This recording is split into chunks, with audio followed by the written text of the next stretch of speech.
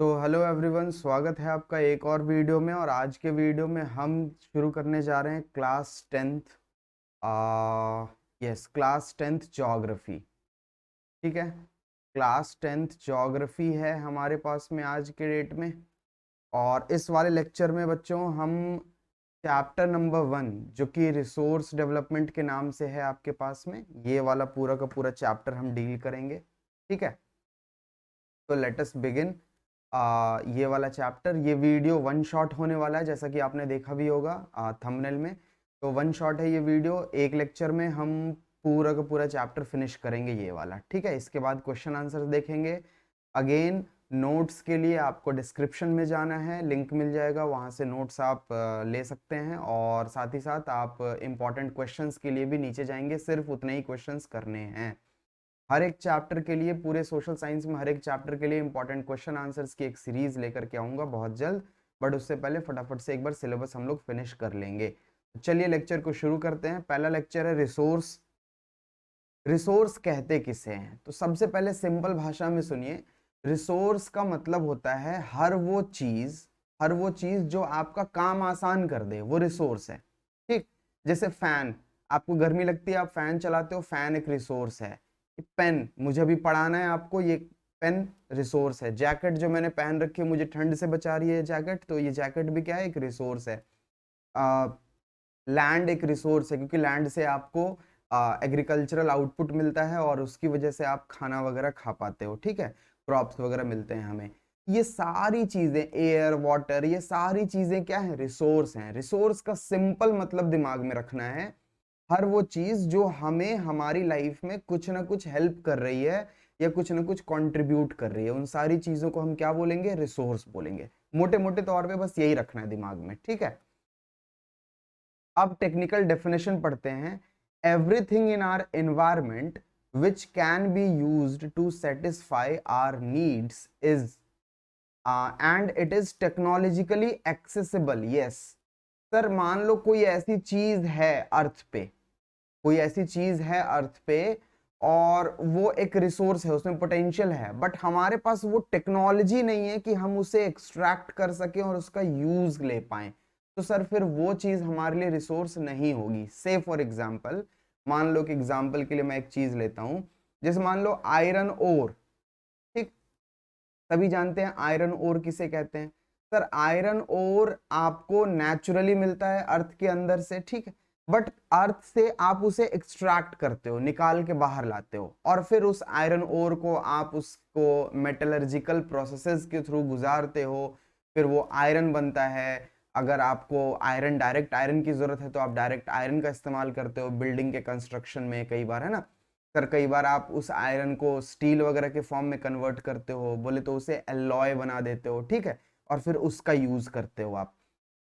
तो अगर मान लो हमारे पास ऐसी टेक्नोलॉजी ही नहीं है जिसकी मदद से हम ये जो आयरन ओर है जो कि अर्थ के अंदर है, इस आयरन ओर को हम एक्सट्रैक्ट कर सकें, अगर हमारे पास ऐसी टेक्नोलॉजी ही ना हो, तो ये आयरन ओर रिसोर्स होने के बावजूद भी हमारे लिए रिसोर्स नहीं होगा, है ना। क्यों? क्योंकि रिसोर्स तो है, इसका यूज तो हो जाएगा, हमें मालूम है, लेकिन सर हमारे पास वो टेक्नोलॉजी नहीं है जिसके दम पे, जिसकी बदौलत हम इस ओर को एक्सट्रैक्ट कर पाए। तो जो रिसोर्स है वो आपके नीड्स को सेटिस्फाई तो करेगा, which is used to satisfy our needs, but it must be technologically accessible। मतलब आपके पास इतनी साउंड टेक्नोलॉजी होनी चाहिए जो कि उसे आपको एक्सट्रैक्ट करके दे सके। पहली चीज तो ये। दूसरी चीज, इकोनॉमिकली फीजिबल भी होना चाहिए। सर ऐसा ना हो कि आप 10 रुपए का सामान निकाल रहे हो अर्थ के अंदर से और उस सामान को निकालने में आपके 100 रुपए खर्च हो रहे हैं, ठीक है ना। मतलब मान के चलो मैंने जो आयरन ओर निकाला वो 10 रुपए के बराबर का निकाला, और इस आयरन ओर को, 10 रुपए के आयरन ओर को निकालने में जो खर्च हुआ वो 100 रुपए का हुआ, तो फिर तब भी इसे हम रिसोर्स नहीं मानेंगे। क्यों?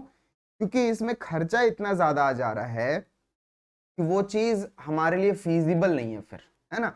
वो चीज हमारे लिए क्या है? फीजिबल नहीं है, फिर ये कुछ समय में बंद कर दिया जाएगा क्योंकि इसमें खर्चा बहुत ज्यादा है और इसकी वैल्यू मार्केट में बहुत कम है, ठीक है, ये चीज। And culturally acceptable. सर ये एक इंपॉर्टेंट पॉइंट है। कई बार बहुत सारी चीजें होती हैं कि जो आपको लगेगा कि यार इसमें पोटेंशियल है, इसमें रिसोर्स, ये रिसोर्स है, लेकिन आपका कल्चर हो सकता है उस तरह की चीजों को यूज करने से मना करे, है ना। वो बोले कि यार ये चीज हमारे कल्चर में अच्छी नहीं मानी जाती है, हमारे धर्म में अच्छी नहीं मानी जाती है ना, तो इस वजह से हम इसे यूज नहीं करेंगे। तो फिर उस केस में भी उसका यूज बैन हो जाएगा, और यूज बैन हो जाएगा तो वो आपके लिए रिसोर्स नहीं रहेगा। तो T for technology, E for economically, और सी फॉर कल्चरली, ठीक है ना।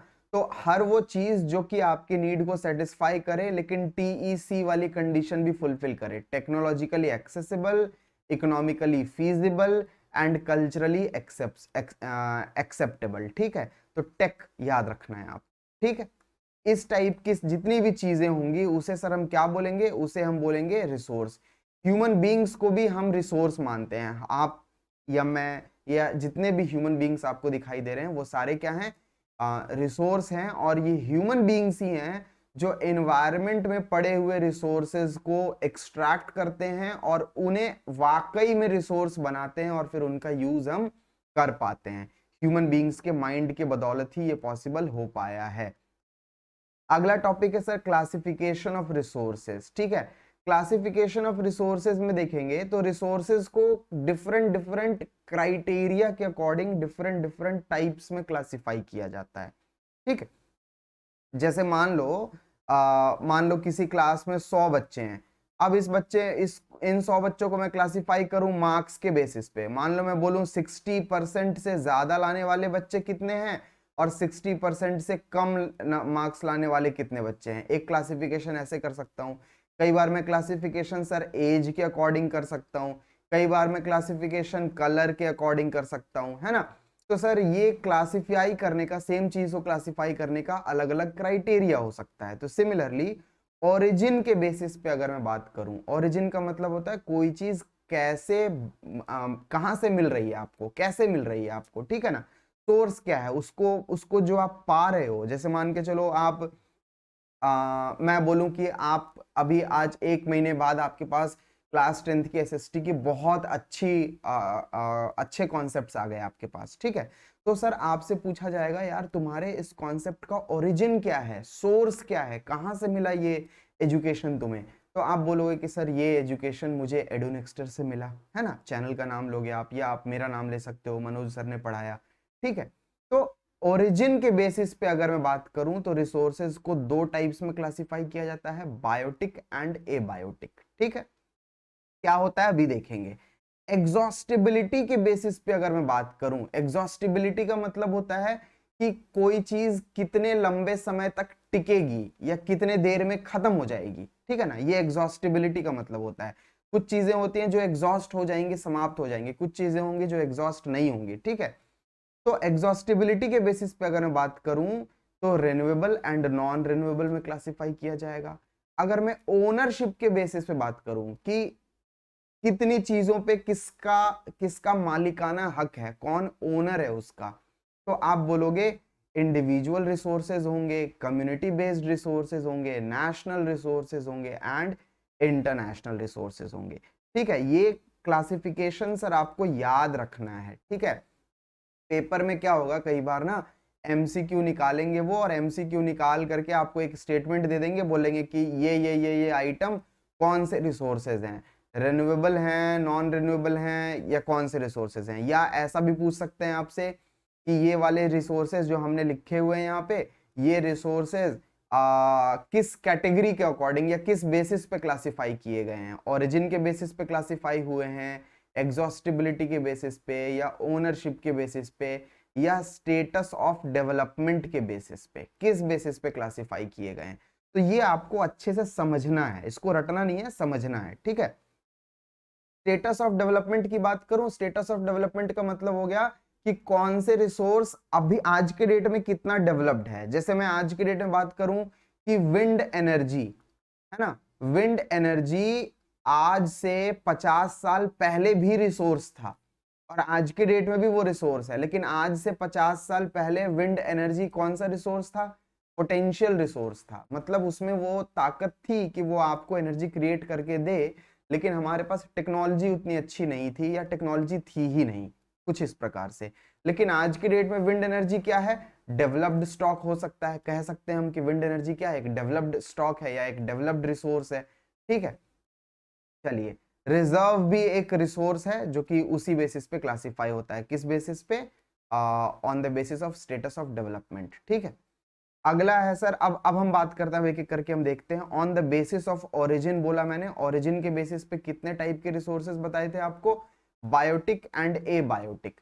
बायोटिक रिसोर्सेज किसे बोलते हैं, बायोटिक रिसोर्सेज हम बोलते हैं उन रिसोर्सेज को जिसे हमें बायोस्फेयर से मिला हो, वो रिसोर्स जो हमें बायोस्फेयर से मिला हो और उसमें लाइफ भी हो, क्या हो, जीवन भी हो, तो उस टाइप के रिसोर्सेज को हम बायोटिक रिसोर्सेज बोलेंगे। सर बायोस्फेयर का मतलब क्या होता है, सुनो, जैसे मान लो एक एरिया है, एक लैंड बहुत बड़ा सा, ठीक है, इस एरिया में सर एक रिवर भी है, रिवर में मछलियां रहती हैं और जल में पाने वाला जितना जीवन है वो सारा रहता है, पेड़ पौधे भी हैं, खाली लैंड भी है, इस पे एग्रीकल्चर प्रैक्टिस किया जा रहा है, इसके बाद फिर यहाँ पे एयर भी है, इसके बाद फिर यहाँ पे ह्यूमन बींग्स भी रह रहे हैं, कुछ फैक्ट्रीज भी हैं, कुछ शॉप भी हैं। तो ये पूरा का पूरा सिस्टम जो है अपने आप में, बोले तो लैंड, जो जिस जमीन पे आप रह रहे हो ना, जहां पे भी आप रह रहे हो, उसके चारों ओर जब भी आप देखोगे ये पूरा आपका क्या है सर, आपके लिए एक बायोस्फेयर है। क्योंकि बायोस्फेयर में क्या होता है, नॉन लिविंग बींग्स और लिविंग बींग्स इंटरेक्ट करते हैं और अपना जीवन आगे बढ़ाते हैं, ठीक है ना, और उसमें एयर, वाटर और लैंड, इन तीनों का यूज होता है। तो बायोस्फेयर, बायोटिक रिसोर्स उन रिसोर्सेज को हम कहते हैं, बायोटिक रिसोर्सेज उन रिसोर्सेज को कहते हैं जिसमें कि जिसको कि आपने बायोस्फेयर से एक्सट्रैक्ट किया हो, आपको बायोस्फेयर से मिला हो और उनमें लाइफ भी हो, जीवन भी हो। तो अब सोच के देखो, आपके चारों ओर आपको क्या क्या मिलता है सर, आपको ह्यूमन बींग्स देखने को मिलते हैं। तो ह्यूमन बींग्स कौन से रिसोर्स होंगे, बायोटिक रिसोर्सेज होंगे। बायोस्फीयर से आपको फ्लोरा एंड फोना भी मिलता है। फ्लोरा एंड फोना का सिंपल मतलब आप प्लांट वगैरह समझो, प्लांट और एग्रीकल्चरल आइटम्स जितने भी हो गए, ठीक है। फिशरीज, मछलियां क्या हैं, बायोटिक रिसोर्सेज हैं। लाइव स्टॉक, लाइव स्टॉक बोले तो ये गाय, भैंस, बैल, बकरी, गोट वगैरह, ये सारे क्या हैं सर आपके पास में, ये सारे लाइव स्टॉक के एग्जांपल हैं। तो आई होप बायोटिक रिसोर्सेज आपको समझ में आया होगा। क्या है बायोटिक रिसोर्स, बायोटिक रिसोर्स वो रिसोर्स है जिसमें जीवन हो, जो कि लिविंग बींग्स हो, लाइफ हो उसमें, साथ ही साथ वो हमें कहां से मिला हो, बायोस्फेयर से मिला हो। बायोस्फेयर क्या है, जिस भी इलाके में आप रह रहे हो, जहां पे भी आप रह रहे हो, ये पूरा का पूरा अर्थ अपने आप में क्या है, एक बायोस्फेयर है, ठीक है। आगे बात करें हम, अगला था abiotic resources on the basis of origin, ठीक है। तो एबायोटिक रिसोर्सेज में क्या है, all those things which are composed of non livings, non living things जो होंगे वो सारे क्या होंगे, क्या कहलाएंगे सर, एबायोटिक रिसोर्स कहलाएंगे। और अगेन ये एबायोटिक रिसोर्सेज या नॉन लिविंग थिंग्स भी आपको कौन देगा, आपका बायोस्फीयर ही देगा जहां पे आप रहते हो। जैसे कि रॉक्स हो सकते हैं, मेटल्स हो सकते हैं, मिनरल्स हो सकते हैं, ठीक है ना, सॉइल हो सकता है, ये सारे कौन से रिसोर्सेज हैं सर, एबायोटिक रिसोर्सेज हैं। इनमें जीवन नहीं है, बट देन ये जीवन क्रिएट करके आपको दे रहे हैं। अगेन ये एबायोटिक रिसोर्सेज भी आपको बायोस्फेयर से मिलेगा, ठीक है। अब अगला वैरायटी था हमारे पास में on the basis of exhaustibility. देखो यहां पे है ना, बायोटिक एंड एबायोटिक कर लिया हमने। अगला क्या है, on the basis of exhaustibility. इसमें क्या बोला था, renewable and non renewable resources. तो देखो renewable and non renewable resources किसे कहते हैं, रिन्यूएबल रिसोर्सेज वो रिसोर्सेज हैं जिसे रीन्यू किया जा सके, रिन्यूएबल। रिन्यूएबल में से, रिन्यूएबल को अगर आप स्प्लिट करोगे तो ये बनेगा रिन्यू प्लस एबल, है ना। तो ऐसे रिसोर्सेज जिनको रिन्यू किया जा सके, ये एबिलिटी हो उनमें, रिन्यू करने के लिए वो एबल हो, उस टाइप के रिसोर्सेज को हम क्या बोलेंगे सर, उस टाइप के रिसोर्सेज को हम बोलेंगे रिन्यूएबल रिसोर्सेज बोलेंगे, ठीक है। यस, रिन्यूएबल रिसोर्सेज के एग्जाम्पल क्या हो सकते हैं, solar and wind energy, water, forest, wild life, ये क्या है सर, रिन्यूएबल रिसोर्सेज के एग्जाम्पल हैं। इन्हें अच्छे खासे समय में या एक ठीक ठाक टाइम पीरियड में रिन्यू किया जा सकता है। ठीक, चलो नॉन रिन्यूएबल रिसोर्सेज किसे कहते हैं? नॉन रिन्यूएबल रिसोर्सेज उन्हें कहते हैं, उस टाइप के रिसोर्सेज कहते हैं। नॉन रिन्यूएबल रिसोर्सेज को भी रिन्यू किया जा सकता है, इन्हें भी रिन्यू किया जा सकता है, बट ये लोग रिन्यू होने में यानी कि दोबारा से क्रिएट होने में बहुत ज्यादा टाइम ले लेते हैं, और वो टाइम पीरियड इतना ज्यादा होता है कि हम उन्हें नॉन रिन्यूएबल बोलते हैं। मतलब दिमाग में एक बेसिक सी बात क्लियर रखना, रिन्यूएबल रिसोर्सेज तो रिन्यूएबल हैं ही, नॉन रिन्यूएबल रिसोर्सेज भी रिन्यूएबल हैं, लेकिन नॉन रिन्यूएबल रिसोर्सेज रिन्यू होने में, दोबारा से तैयार होने में इतना ज्यादा समय मांगते हैं, टाइम पीरियड इतना ज्यादा चाहिए होता है कि हम उन्हें नॉन रिन्यूएबल रिसोर्सेज बोलते हैं। ठीक बात है। नॉन रिन्यूएबल रिसोर्सेज के एग्जांपल क्या हो सकते हैं सर? मिनरल्स, फॉसिल फ्यूल्स, कोल वगैरह, लाइक है ना कोल। सर ये 300-300 साल, 400-400 साल का टाइम पीरियड मांगते हैं कोल दोबारा से रिन्यू होने के लिए, दोबारा से बनने के लिए। तो सोचो 300-400 साल का टाइम पीरियड, इतना लंबा टाइम पीरियड हो जाता है। एक ह्यूमन की लाइफ कितनी होती है? एवरेज लाइफ मान लो के चलो मैं 70 साल 80 साल है ना। तो सर इस बेसिस पे हम इस टाइप के रिसोर्सेज को ये जो फॉसिल फ्यूल्स हो गए, मिनरल्स हो गए, इस टाइप के रिसोर्सेज को हम नॉन रिन्यूएबल कहते हैं। क्यों कहते हैं? क्योंकि ये टाइम पीरियड बहुत ज्यादा मांगते हैं। ठीक है, चल आगे बात करें ओनरशिप की बेसिस पे। ओनरशिप के बेसिस पे जो रिसोर्सेज होते हैं वो कितने प्रकार के होते हैं? इंडिविजुअल हो जाएंगे, कम्युनिटी हो जाएगा, नेशनल हो जाएगा और इंटरनेशनल हो जाएगा। ठीक है, इंडिविजुअल रिसोर्सेज किसे कहते हैं? इंडिविजुअल रिसोर्सेज वो रिसोर्सेज हैं जिसकी ओनरशिप आपके पास इंडिविजुअली हो, पर्सनल लेवल पे हो। जैसे आपकी खुद की जमीन, आपका खुद का मकान, है ना, ये सारे क्या है सर आपके पास में? जो आपका खुद का कुआं, वेल है ना, कुआं खुदवा लिया, हैंडपंप खुदवा लिया, ये सारे क्या है आपके पास में? खुद के रिसोर्स हैं, खुद की प्रॉपर्टी है, उसका यूज सिर्फ आप करोगे। जैसे आपका मकान, आपका घर, उसमें सिर्फ आप रह सकते हो, आप किसी और को तो आने दोगे नहीं। तो इस वजह से वो क्या है? इंडिविजुअल रिसोर्स है। मान लो आपने कहीं पे प्लॉट ले लिया, जमीन ले ली, तो वो कौन सी रिसोर्स हो गई सर? वो कहलाएगी इंडिविजुअल रिसोर्स कहलाएगी। ठीक, कम्युनिटी ओन्ड रिसोर्स का मतलब ये होता है कि एक ऐसा रिसोर्स जो कि एक स्पेसिफिक एरिया में है, लेकिन उस पे किसी का इंडिविजुअल कंट्रोल नहीं है, उसका यूज सभी लोग करेंगे, है ना। जैसे प्लेग्राउंड, जैसे प्लेग्राउंड हो गया, पिकनिक स्पॉट हो गया, पब्लिक पार्क्स हो गया। पब्लिक पार्क में जाकर के आप ये तो बोल नहीं सकते हो भाई तू यहाँ से जा, सिर्फ मेरा पार्क है ये, मैं यहाँ बैठूंगा, मैं यहाँ एक्सरसाइज करूंगा, मैं यहाँ रनिंग करूंगा, मैं यहाँ मॉर्निंग वॉक के लिए आऊंगा, है ना। तो ये पब्लिक पार्क कौन सा रिसोर्स हो गया? कम्युनिटी रिसोर्स हो गया। पूरी की पूरी कम्युनिटी का ओनरशिप होता है उसमें। बोले तो कम्युनिटी ओन्ड रिसोर्सेज में हम कह सकते हैं एक्सक्लूड करना किसी को संभव नहीं है, लेकिन प्राइवेट रिसोर्स में, प्राइवेट ओनरशिप वाले रिसोर्सेज में आप किसी को, या इंडिविजुअल रिसोर्सेज में आप किसी को एक्सक्लूड कर सकते हो। आप कह सकते हो भैया ये मेरा रिसोर्स है, ये मेरी प्रॉपर्टी, आप इस पे नहीं आ सकते, लेकिन कम्युनिटी वाले में आप ऐसा नहीं कर सकते हो।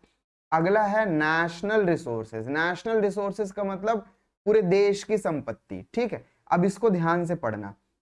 नेशनल रिसोर्स वो रिसोर्स है जिसको कि कोई कंट्री या कोई नेशन ओन करे, उसका कंट्रोल हो। अब उस नेशन पे, अब जैसे इंडिया एक कंट्री है, तो ये इंडिया का लैंड एरिया हो गया। ठीक है, ये इंडिया का लैंड एरिया हो गया। तो सर ये जो इंडिया का लैंड एरिया हो गया, ये क्या है? ये नेशनल रिसोर्स है। इस पूरे लैंड के अंदर जितनी भी जमीनें आएंगी, जितना भी एरिया आएगा, चाहे वो किसी का पर्सनल हो, इसमें पर्सनल भी आएगा, इसमें कम्युनिटी, सब कुछ, लेकिन हम क्या बोलेंगे? ये हमारे देश की जमीन है ना। तो सर नेशनल रिसोर्सेज क्या है? These resources are owned by nation और कंट्री।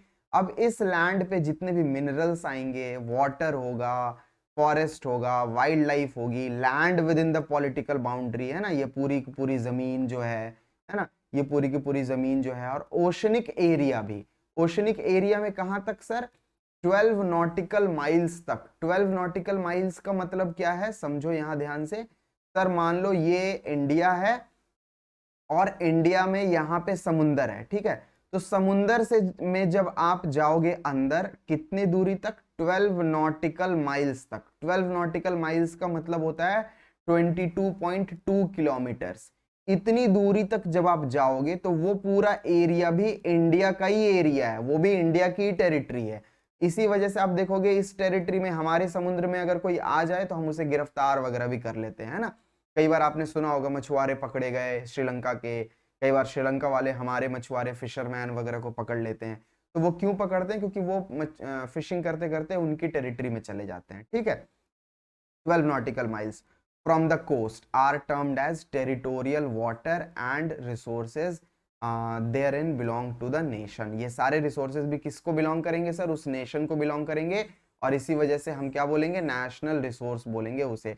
तो कुल मिला के national resource का मतलब ये है इंडिया की पूरी जमीन प्लस इंडिया का जो कोस्टल एरिया है उसमें 12 नॉटिकल माइल्स तक की दूरी कवर कर दो, वो पूरा एरिया क्या है? इंडिया का नेशनल रिसोर्स है। अब उसमें आपका पर्सनल भी होगा, उसमें कम्युनिटी का भी होगा, बट देन वो सारा नेशनल रिसोर्स है, ठीक है सर। इसमें नेशनल रिसोर्स में रोड भी आएगा, कैनल्स भी आएगा, रेलवेज भी आएगा, ये सारे नेशनल रिसोर्स हैं, ठीक है।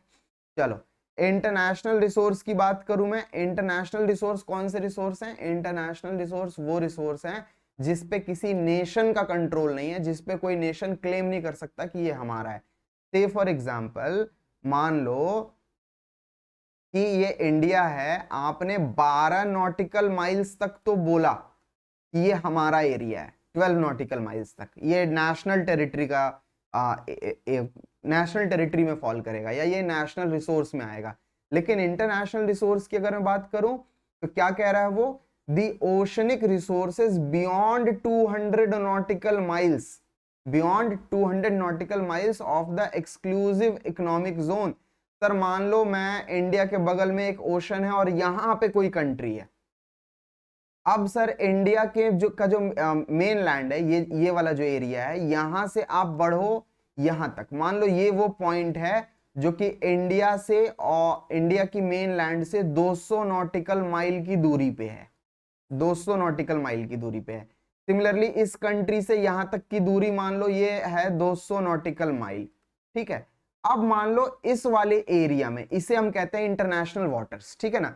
इस वाले एरिया में अगर कहीं पे पता चले कि पेट्रोल है, क्रूड ऑयल है, कुछ मिले, कोल है, कुछ भी मिल जाए इस वाले एरिया में, तो अब इंडिया क्लेम नहीं करेगा कि यार हमारे कंट्री से तो पास है तो ये हमारा रिसोर्स हो गया, जी नहीं, वो इंटरनेशनल रिसोर्स कहलाएगा। और फिर वो जो रिसोर्स होगा वो सारे देशों में बटेगा, सारे देशों में बटेगा। फिर उस पर यूएन वगैरह में मैटर जाता है, यूनाइटेड नेशन वगैरह फैसला लेता है उस पर, ठीक है। चलो अब पढ़ो इंटरनेशनल रिसोर्स क्या है। International resource are regulated. Regulated का मतलब हो गया कंट्रोल्ड, आप कंट्रोल्ड समझो रेगुलेटेड का मतलब, ठीक है ना। रेगुलेटेड बाय इंटरनेशनल इंस्टीट्यूशंस, जैसे कि यूनाइटेड नेशन हो गया, WHO हो गया, यूएन हो गया, ठीक है ना, ये सारे। The oceanic resources beyond 200 nautical miles of exclusive economic zone belong to an open ocean and no individual country can utilize these without the concurrence। concurrence का मतलब assent, हामी, without the assent of international institutions, ठीक है ना। आप international institutions के हामी के बगैर, परमिशन के बगैर आप इन रिसोर्सेज का इस्तेमाल नहीं कर सकते हो। इसे हम कहते हैं इंटरनेशनल रिसोर्स। कितना? Beyond 200 nautical miles. Exclusive economic zone क्या होता है सर? इकोनॉमिक्स का कॉन्सेप्ट है, इकोनॉमिक्स वाले चैप्टर में आएंगे तो वहां पे बता दूंगा। फिलहाल के लिए सिंपल सा समझ लो, मतलब एक्सक्लूसिव इकोनॉमिक जोन का मतलब किसी भी कंट्री का टोटल एरिया। टोटल एरिया का मतलब वैसे ये जो मैं बोल रहा हूं वो सही बात नहीं है, ये एक्सक्लूसिव इकोनॉमिक जोन की डेफिनेशन नहीं होती है। लेकिन आप फिलहाल के लिए मानो 12 नॉटिकल माइल तो हमारा एरिया है ना, इसके बाद मैं वाले एरिया की बात कर रहा हूं जिसपे इंडिया का क्लेम नहीं है या जिसपे इंडिया का कंट्रोल नहीं है, ठीक है। चलो, on the basis of status of development, मतलब कौन सा रिसोर्स कितना डेवलप्ड हुआ है, उस बेसिस पे हम रिसोर्सेज को पोटेंशियल, डेवलप्ड स्टॉक और रिजर्व्स की कैटेगरी में क्लासिफाई करते हैं, ठीक है। अब सुनना, इसमें बस इतना ही जानना है, इनके नाम पोटेंशियल रिसोर्सेज क्या हैं? ये वो रिसोर्सेज हैं जो हमें पता चल गई हैं कि ये रिसोर्स है, लेकिन हमारे पास आज के डेट में ऑप्टिमम टेक्नोलॉजी नहीं है उन रिसोर्सेज को यूज करने की। से फॉर एग्जांपल हमें पता है या इंडिया को पता है कि यूरेनियम यूरेनियम में इतनी पावर है, यूरेनियम एक रेडियो एक्टिव एलिमेंट है, इसमें इतनी ज्यादा ताकत है कि ये बहुत भयंकर अमाउंट में आपको इलेक्ट्रिसिटी या एनर्जी प्रोड्यूस करके दे सकता है। लेकिन लेकिन हमारे पास आज के डेट में जो टेक्नोलॉजी है यूरेनियम से एनर्जी एक्सट्रैक्ट करने की, आज के डेट में भी इवन वो टेक्नोलॉजी फीजिबल नहीं है, टेक्नोलॉजी एसेसिबल नहीं है और इकोनॉमिकली भी फीजिबल नहीं है चीजें, ठीक है ना। तो इस वजह से ये रिसोर्सेज कौन से रिसोर्सेज हैं, अभी हमने उन्हें बोला है कि ये पोटेंशियल रिसोर्सेज हैं। फ्यूचर में जब साइंस एंड टेक्नोलॉजी में ग्रोथ होगा और ज्यादा, तो हमारे पास वैसी पावर आ जाएंगी, वैसी क्षमता आ जाएगी, वैसी कैपेबिलिटी आ जाएगी कि हम उन रिसोर्सेज को यूज कर सकें, यूटिलाइज कर सकें और फिर वो डेवलप्ड स्टॉक बन जाएंगे, ठीक है। रिजर्व्स भी एक प्रकार से रिसोर्स ही है, मतलब कुछ रिसोर्सेज का रिजर्व जो आपके पास पड़ा हुआ है, स्टॉक में जो पड़ा हुआ है, ठीक है। मोटे मोटे तौर पे इतना ही जानना है और कुछ भी नहीं जानना। फालतू फोगट के बारे में ज्यादा दिमाग नहीं लगाएंगे, फालतू फोगट की चीजों पे, ठीक है। अगला टॉपिक है सर आपका soil erosion and soil conservation.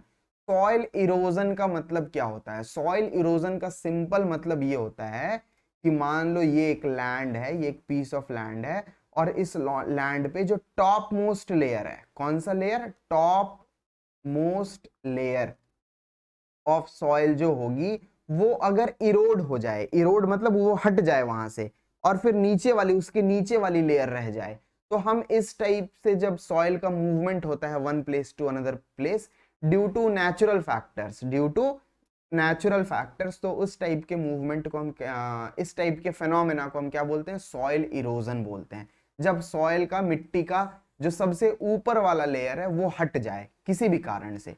पढ़िए सॉइल इरोजन क्या बोला हुआ है? द डेन्यूडेशन, डेन्यूडेशन का मतलब हट जाना, ठीक है ना।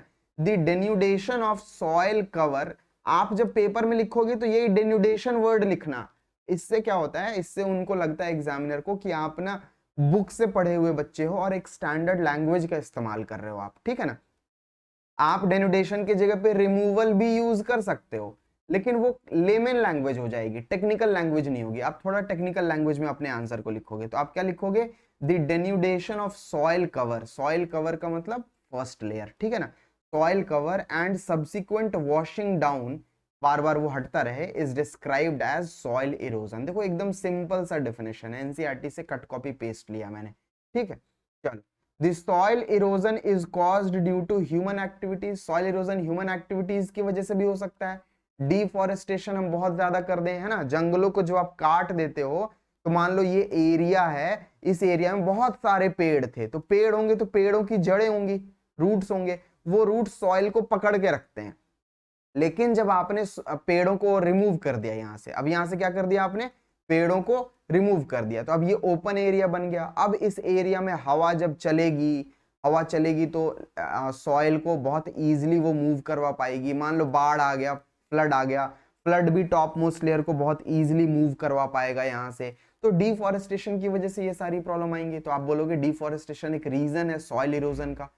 ओवर ग्रेजिंग क्या है? ओवर ग्रेजिंग भी एक रीजन है। ओवर ग्रेजिंग का मतलब क्या होता है?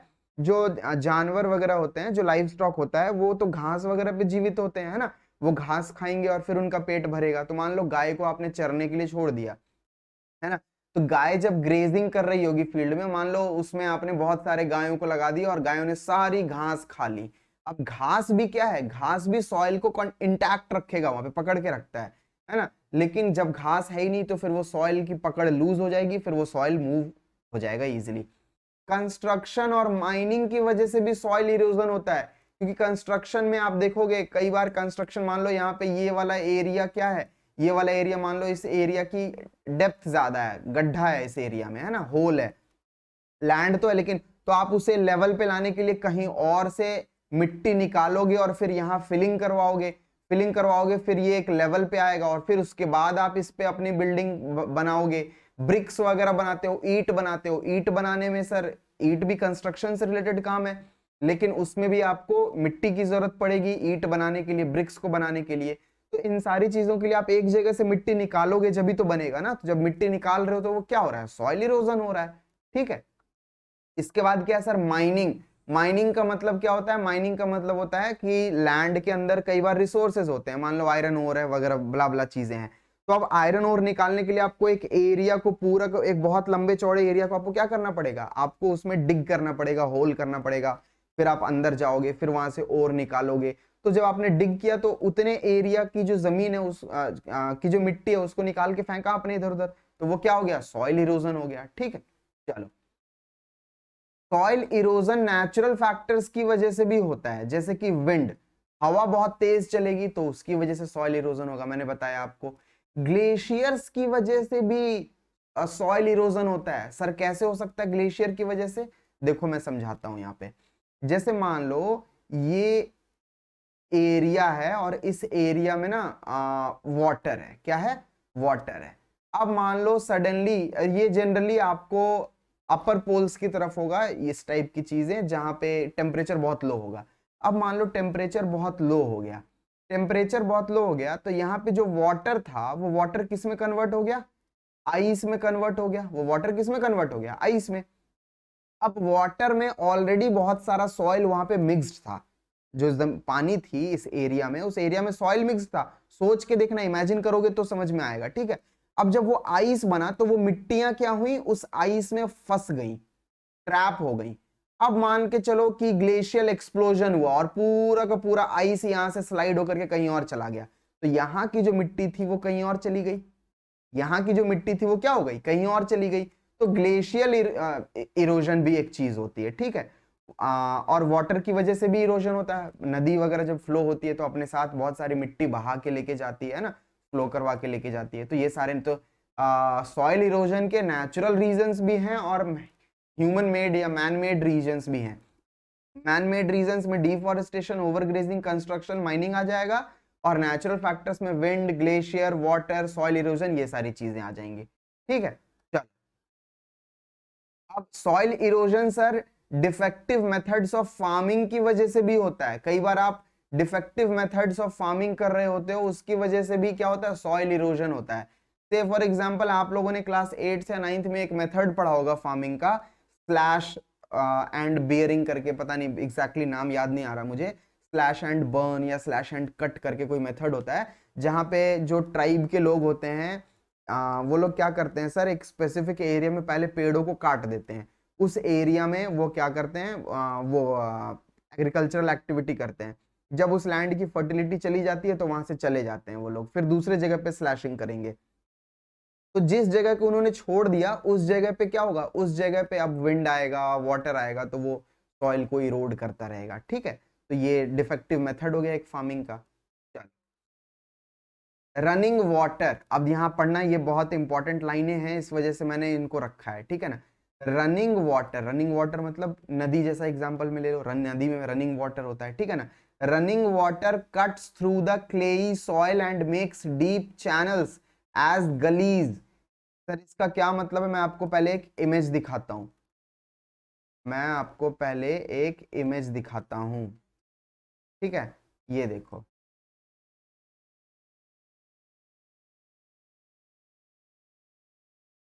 यस, ये देखो, ये रही आपकी स्क्रीन पे एक इमेज।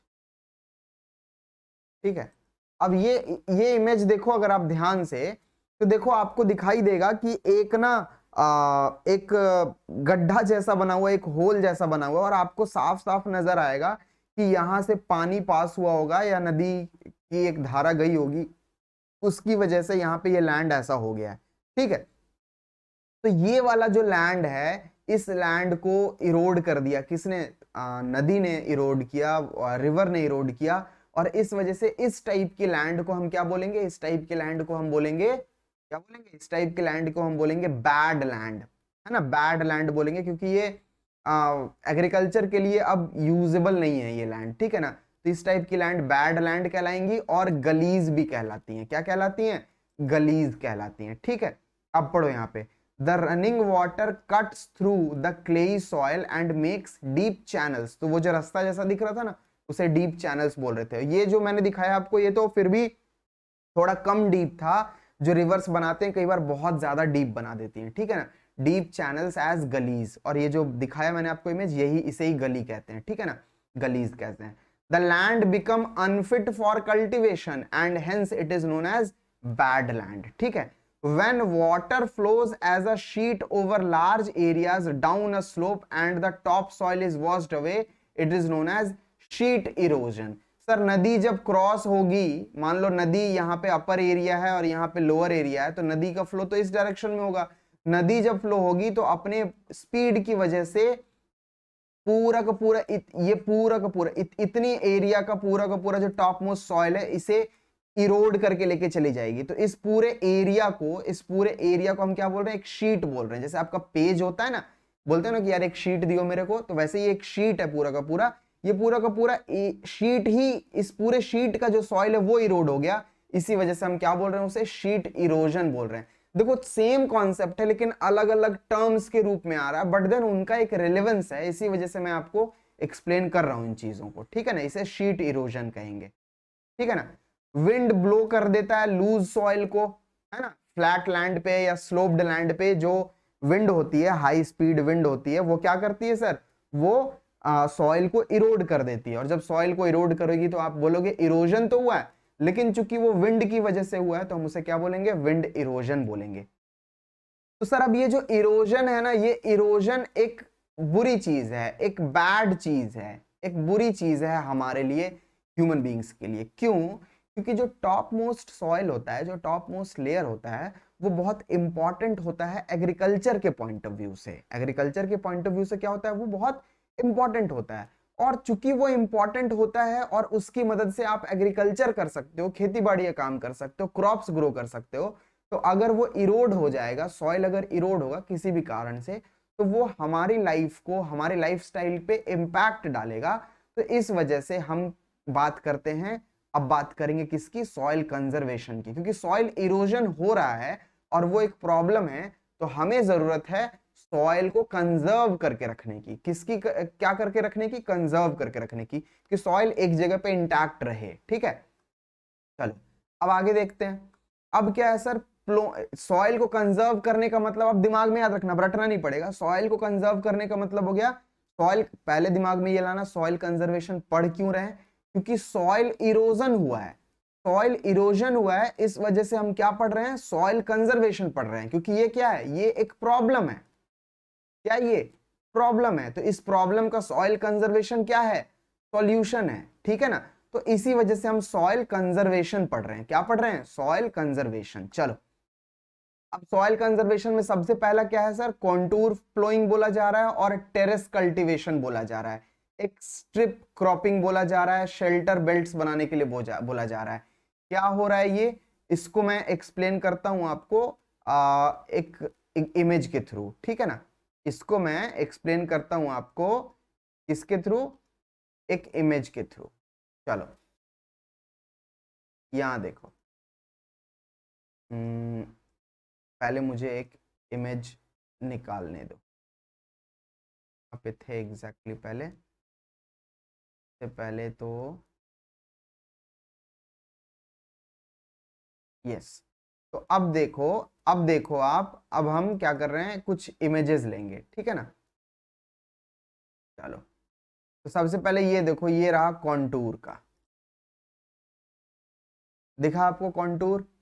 अगर आपको नहीं दिखा है तो मैं थोड़ा सा जूम कर देता हूं आपके लिए, बट देन लिमिटेशन है, ज्यादा जूम करने पे ये ब्लर होने लग जाता है। कॉन्टूर देखो, अब ये आपको दिख रहा होगा कि ये कहीं ना कहीं एक पहाड़ जैसा एरिया है ना। ये एक पहाड़ जैसा एरिया है और इस पूरे एरिया को इन्होंने क्या किया, पहाड़ को प्लेन में कन्वर्ट किया है, अलग अलग लेवल पे मतलब एक पूरा लेयर आपको दिख रहा होगा जो कि प्लेन जैसा लग रहा है आपको, एक लेवल लैंड लग रहा होगा।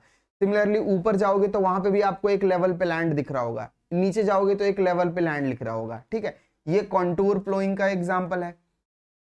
अगला देखो सर आप, स्ट्रिप क्रॉपिंग। स्ट्रिप क्रॉपिंग देखो, ये स्ट्रिप क्रॉपिंग का के लिए इमेज है। स्ट्रिप क्रॉपिंग में देखो, स्ट्रिप क्रॉपिंग में अगर आप ध्यान से देखोगे तो एक स्ट्रिप मतलब समझते हो ना, एक पट्टा पूरा का पूरा, एक लेयर पूरी की पूरी मिट्टी की दिख रही होगी और एक लेयर आपको ग्रास की दिख रही होगी, घासों की। तो एक लाइन मिट्टी की जा रही है, एक लाइन सॉइल की जा रही है, ठीक है ना, सॉरी ग्रास की जा रही है। चलो इसके बाद अगला देखो, शेल्टर बेल्ट्स का इमेज देखो। ये रहा शेल्टर बेल्ट्स। शेल्टर बेल्ट्स में खास बात क्या ध्यान देना है, शेल्टर बेल्ट्स में खास बात ध्यान दोगे कि शेल्टर बेल्ट्स में देखो पेड़ों का इस्तेमाल किया गया है, पेड़ वगैरह लगा दिए गए हैं चारों ओर, ठीक है ना। अगर ये तीनों इमेजेस क्लियर हैं आपको तो फिर अब मैं दोबारा से आगे बढ़ता हूं। अब देखो यहाँ पे फटाफट से, यस, तो क्या बोला जा रहा है, सॉइल को कंजर्व करने के लिए डिफरेंट वेज बताए जा रहे हैं। पहला वेज क्या है, कॉन्टूर प्लोइंग। कॉन्टूर प्लोइंग में क्या होता है, सुनो, कॉन्टूर प्लोइंग का इमेज देख लिया आपने, क्या बोला जा रहा है सर, कॉन्टूर प्लोइंग और ये टेरेस कल्टीवेशन, ये दोनों कहाँ होंगे, ये दोनों जनरली हिली एरियाज में प्रैक्टिस किए जाएंगे, ठीक है ना, जहां पे स्लोप ज्यादा होता है लैंड का। तो ploughing along the contour lines D accelerate the flow of water. जब आप क्या करते हो, जब आपने पहाड़ के लेयर को काट काट के अलग अलग लेवल पे अलग अलग प्लेन का एक लेयर बना दिया, जैसे ये पूरा पहाड़ था, है ना, लेकिन आपने क्या किया, इतना एरिया को एक लेवल लैंड बना दिया, फिर इतने को एक लेवल लैंड बना दिया, फिर इतने को एक लेवल लैंड बना दिया, ऐसे करके बनाया था ना हमने अभी जो इमेज दिखाया था मैंने आपको। तो उस टाइप की फार्मिंग कर सकते हो आप। उससे क्या होगा कि जो पानी अगर बरसात वगैरह भी होती है तो पानी अगर आएगा तो पानी इकट्ठे बह नहीं पाएगा, वो आएगा फिर थोड़ी देर रुकेगा, फिर थोड़ी देर रुकेगा, फिर थोड़ी देर रुकेगा। तो सॉइल इरोजन मैं ये तो नहीं कहूंगा कि एकदम नहीं होगा, बट देन उसका इंपैक्ट 80-85% तक कम हो जाएगा, ठीक है। अगला है sir terrace cultivation. Terrace cultivation भी क्या करता है, इरोजन को कम करता है, ठीक है ना। टेरेस कल्टीवेशन भी क्या होता है, इरोजन को कम करेगा। टेरेस कल्टीवेशन और कॉन्टोर प्लोइंग दोनों सेम बात है। वेस्टर्न घाट्स और सेंट्रल हिमालयाज में आपके पास में जो टेरेस कल्टीवेशन है उसको प्रैक्टिस किया जाता है। अगला है स्ट्रिप क्रॉपिंग। स्ट्रिप क्रॉपिंग में क्या होता है सर कि एक पूरा का पूरा लैंड होगा, आपका लैंड का लेयर होगा। ये जनरली उन एरियाज में किया जाता है जहां पे विंड की स्पीड बहुत ज्यादा होती है। तो अब विंड अपने साथ क्या करेगा, ब्लो करके ले जाएगा, सॉइल को इरोड कर देगा। तो ये लोग क्या करते हैं, एक लेयर पे इन्होंने क्रॉप लगा दिया और दूसरा लेयर ये लोग क्या कर देंगे, ग्रास का बना देंगे। अब घास क्या करेगा, जो विंड आएगी ना उसको, विंड के रास्ते में घास आ जाएगा, ग्रास आ जाएगा, तो विंड क्या करेगी, उसकी ग्रास क्या करेगी, विंड की स्पीड को स्लो कर देगी। स्लो कर देगी तो अगेन सॉइल इरोजन कम हो जाएगा आपका। इसे हम क्या बोलते हैं, स्ट्रिप क्रॉपिंग। स्ट्रिप का मतलब एक पट्टे में, स्ट्रिप समझते हो ना, एक पट्टे में आपने लैंड को बांट दिया, एक स्ट्रिप बना दी एग्रीकल्चर करने की और एक स्ट्रिप आपने बना दी किसकी, ग्रास की, ठीक है।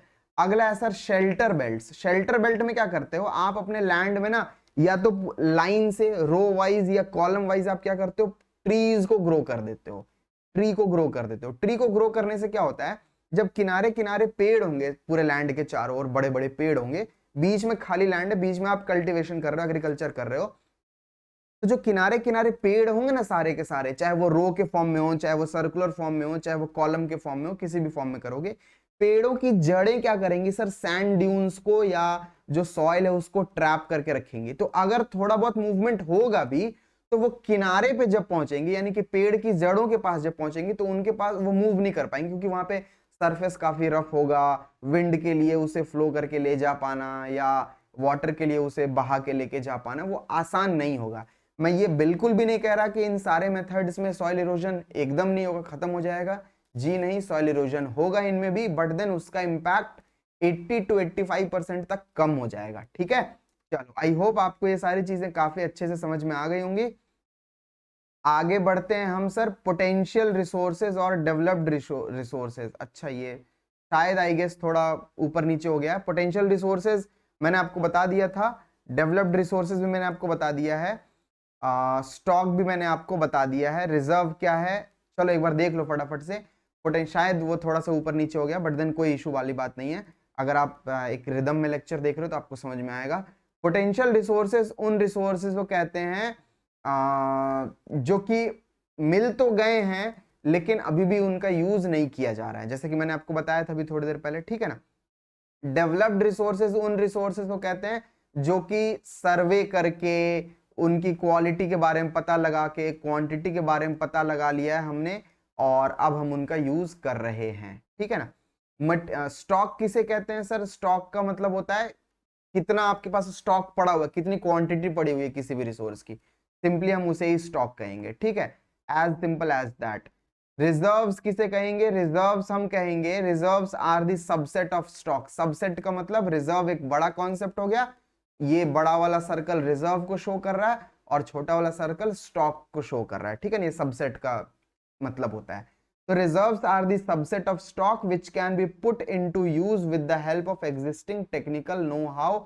कुल मिला के बात है, रिजर्व भी एक रिसोर्स है, सॉरी स्टॉक भी एक रिसोर्स है जो कि रिजर्व का पार्ट है और उसका हम यूज कर सकते हैं अवेलेबल टेक्नोलॉजी की मदद से।